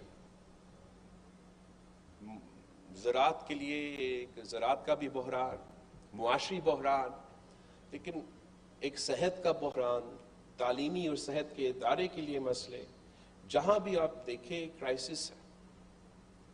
और उस बोझ व मुश्किलात पाकिस्तान के अवाम उठा रहे हैं, और मेरे ख्याल में बहुत ज़रूरी है कि हम ना सिर्फ इस्लामाबाद को समझाएं, लेकिन पूरी दुनिया के समझाएं कि जिस इम्तिहान से हम गुजर रहे हैं ये एक ह्यूमैनिटेरियन क्राइसिस से कम नहीं है। For us, while we have many good things in the pipeline, while we're optimistic that the housing initiative will have a revolutionary step as far as transferring wealth, reducing the gap between rich and poor, the challenges that Pakistan faces at this moment are challenges to a scale that we never faced before in our history. And what I just said in Urdu, and I'm repeating in English so that everybody can understand, is that it is important to explain, not only to Islamabad, but to the rest of the world, that whether it is Sindh, Balochistan, even the flood-affected areas of South Punjab and KPK, what we are going through is no less than a humanitarian crisis of a scale that we have never seen before. आप सोचिए कि heat wave और drought की वजह से एक फसल को नुकसान, फिर मॉनसून और सैलाब की वजह से दूसरी फसल को नुकसान, और तीसरी फसल के लिए जितना कोशिशें किए गए और जहां से पानी निकाला गया सो निकाला गया, लेकिन काफ़ी इलाकों के लिए तीसरा फसल को भी नुकसान, या पानी नहीं निकल सका, या अगर पानी निकल भी गया वो ज़मीन सही तरीके से टाइमली आबाद नहीं हुआ। मैं समझता हूँ कि ये दिस इज नथिंग, ये एक फूड इनसिक्योरिटी का क्राइसिस है, ना सिर्फ ज़राअत का क्राइसिस है। ये पहली दफ़ा मैं परेशान हूँ कि पाकिस्तान के अवाम की ना सिर्फ ओवरऑल मुआशी अंदाज के लिए, मगर उनका भूख, उनका गुर्बत, उनका बेरोजगारी, दिस इज अ नेचुरल, एक तो नेचुरल डिजास्टर तो फ्लड था, but the humanitarian crisis, the three crops, first crop because of the heat wave, second crop because of the monsoon and the floods, and the third crop, some areas we managed to remove the water, and you know, for them maybe it was okay. But even for the areas where either the water wasn't removed, or in areas where water was removed, but the land wasn't dry enough for sowing, they missed their third crop. This is for those people who've gone without 3 crops. This is nothing short of a famine. And I don't use the word famine lightly. But there's a threat of a state of famine for those who can't feed themselves, be they in Balochistan or be they in Sindh. We're supporting in the form of housing, in the form of some BISP stipends, in the form of some support for the agricultural economy. But will there be enough to meet the graveness of the challenges? I'm not so sure. We have an education crisis just here in the province of Sindh. Sirf Subai Sindh ka agar aap dekh lein, तो कि कुदरती आफत के साथ साथ ज़राअत का बहरान के साथ साथ मुआशी बहरान के साथ साथ कहत साजी का खतरा के साथ साथ एक तालीमी बहरान भी है कि 47% of the school infrastructure, educational infrastructure in the province of Sindh have been washed away by the floods. And those 47% of our school infrastructure, our educational infrastructure, is where 50% of Sindh's school-going children went for their education. So this is not only an ongoing educational crisis, but is an educational crisis that'll have its impacts felt for years to come. We are nowhere near the funding necessary to rebuild all the schools that have been damaged. And while some people are going to schools in dilapidated buildings in the affected areas, you can only imagine the impact that that has, not only on overall welfare of the children, but on their educational prospects going forward. We pride ourselves as far as our health infrastructure's improvement is concerned in the province of Sindh. In tertiary care in particular, but whether it's basic health units or PPHI, the government has been particularly focused on the progress we've made in healthcare. The infrastructural damage to hospitals, to our health infrastructure, that is a concern in and of itself. मगर जहाँ से इतने महीनों से जगह जगह अभी तक पानी जमा हुआ है, वहाँ सेहत के लिए भी खतरे हैं. We've experienced months of large bodies of waters in extensive areas of not only my province, but I imagine in other areas. And that poses health crises and health challenges in and of itself. तो आप ये सारी चीज़ें को मिला दें, तो इस किस्म का इम्तिहान से मेरा नहीं ख्याल, ना सिंध के अवाम ने पहले ही गुजरे हैं, ना पाकिस्तान के अवाम गुजर चुके हैं. और इस वक्त मुल्क में भी एक मुआशी बहरान चल रहा है, एक सियासी बहरान चल रहा है. इस वक्त हमारा वज़ीर ख़ज़ाना और IMF के दरमियान बातचीत हो रहा है, और उम्मीद है कि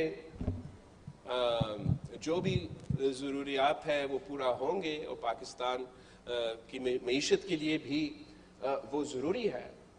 मगर साथ साथ हमारा ज़िम्मेदारी है बतौर ना सिर्फ सिंध के नुमाइंदे, पाकिस्तान के अवाम के नुमाइंदे, इस कुदरती आफत के मुतासरीन के नुमाइंदे होते हैं. मैं दूसरों की बात अगर नहीं कह सकता हूँ, मगर मैं खुद उन इलाका से हूँ, उस ज़िले से हूँ, उस जगह से हूँ जहाँ से ये क़यामत से पहले क़यामत गुजर चुका है. और ये मेरा ज़िम्मेदारी है ना सिर्फ दुनिया को याद दिलवाना, मगर इस्लामाबाद को याद दिलवाना कि सारे जो हमारा ज़रूरियात है वो अपनी जगह. सबसे पहले हमारा फ़र्ज़ है, हमारा ज़िम्मेदारी है कि हम इन सैलाब मुतासरीन को मदद करें. और ये ज़िम्मेदारी ना सिर्फ वफाकी हुकूमत का है, और उनसे भी हम मुतालबा करेंगे, इंसिस्ट करेंगे, मगर इंटरनेशनल इदारों का भी, IMF का भी ज़िम्मेदारी है कि जहां वो बिल्कुल जो भी ज़रूरत हो हमारा मईशत के लिए, जो भी पाकिस्तान से एक्सपेक्टेड है हमारा इकोनॉमिक रिफॉर्म के लिए, मईशत को बेहतर चलाने के लिए, वो हमसे करवाए, मगर साथ साथ सलाह मुतासरीन को वो तलफ़्फ़ुज़ दिलाया जाए, वो तहफ़्फ़ुज़ दिलवाया जाए, ताकि वो इस मुश्किल से, इस मुश्किलात से निकल सके. It is our responsibility, not only as representatives of the people of Sindh and of the people of Pakistan, but particularly of those who've been devastated by these floods. And I feel particularly strongly about this because it is not some abstract reality for me. I am from the very areas where communities have been destroyed, where villages have been drowned. And we're cognizant of the fact that our finance minister is engaging with the IMF. And while we absolutely support and insist that we would have to conduct the necessary economic reforms to improve the overall health of our economy and get through this difficult time, at the same time we demand, not only from the federal government but also from international financial institutions such as the IMF, that victims of the largest climate disaster on record must have protections in place to weather the economic storm that we see coming our way. Whatever the conditions that the IMF are negotiating with our government, I'm certain that they would ensure protection for the lowest, weakest segments of our society, particularly those impacted by the floods. They must understand that communities in Sindh, in Balochistan, are staring death in the face, staring potential famine in the face, and they must be aware that the ground realities in the most devastated areas is nothing short of a humanitarian crisis. When the IMF program was working during the COVID pandemic, there were exemptions given for all federal and provincial government spending on the health sector, on countering COVID, and one would hope that in the current negotiations with the IMF, the expenditure on relief and on reconstruction, whether that is the international pledges that have been made, so the international funding that's coming through, or the domestic funding from the provinces and from the federal government, they too should enjoy some sort of protection or exemption from those conditions as were applied during the COVID pandemic. We hope that, and we would insist, that particularly for the flood affectees, for the areas, geographical areas that have been devastated by the monsoons across the country, और आजकल geo mapping के साथ और modern technology के साथ आप बड़ी accurately target कर सकते हो, मगर उन इलाके के लिए हम तो मुतालबा करेंगे कि उनके लिए targeted relief ज़रूरी है. जियो लोकेशन का इस्तेमाल करते हुए, चाहे वो बेनज़ीर इनकम सपोर्ट प्रोग्राम की इजाफा की सूरत में हो, चाहे वो टारगेटेड सब्सिडीज़ की ज़रूरत में है कि उन इलाके में, उन जगह पे जहाँ पख्तूनख्वा से लेके यहाँ तक जहाँ जहाँ सैलाब मुतासरीन है, जहाँ ये मानसून के सिलसिला का असर हुआ है, वहाँ तो हमें ये इजाज़त दी जाए, हुकूमत को ये स्पेस दिया जाए ताकि हम हुकूमत से मुतालबा कर सके कि वो टारगेटेड सब्सिडीज़, चाहे वो एनर्जी में हो, चाहे वो ज़रात को सपोर्ट करने के लिए हो, वो उन इलाके जहाँ से एक सैलाब गुजर चुका हो, वहाँ के लिए हम ये टारगेटेड सब्सिडीज़ की उम्मीद भी रखते हैं, मुतालबा भी करते हैं, और IMF से भी माजी में इतना गुंजाइश रहा है कि जहाँ कुदरती आफत का असर आया हो, उन पे हम टारगेटेड सब्सिडीज़ देने का एटलीस्ट पीपल्स पार्टी का और हुकूमत सिंध का वफाक से भी रिक्वेस्ट है और IMF से भी रिक्वेस्ट है. What I just said in Urdu was, and I repeat this because I'm particularly grateful for the United Nations, UN Secretary General on his consistent sort of stance on this issue. But as far as the areas affected by the flooding, particularly with the advancements made and the ability to use geotagging and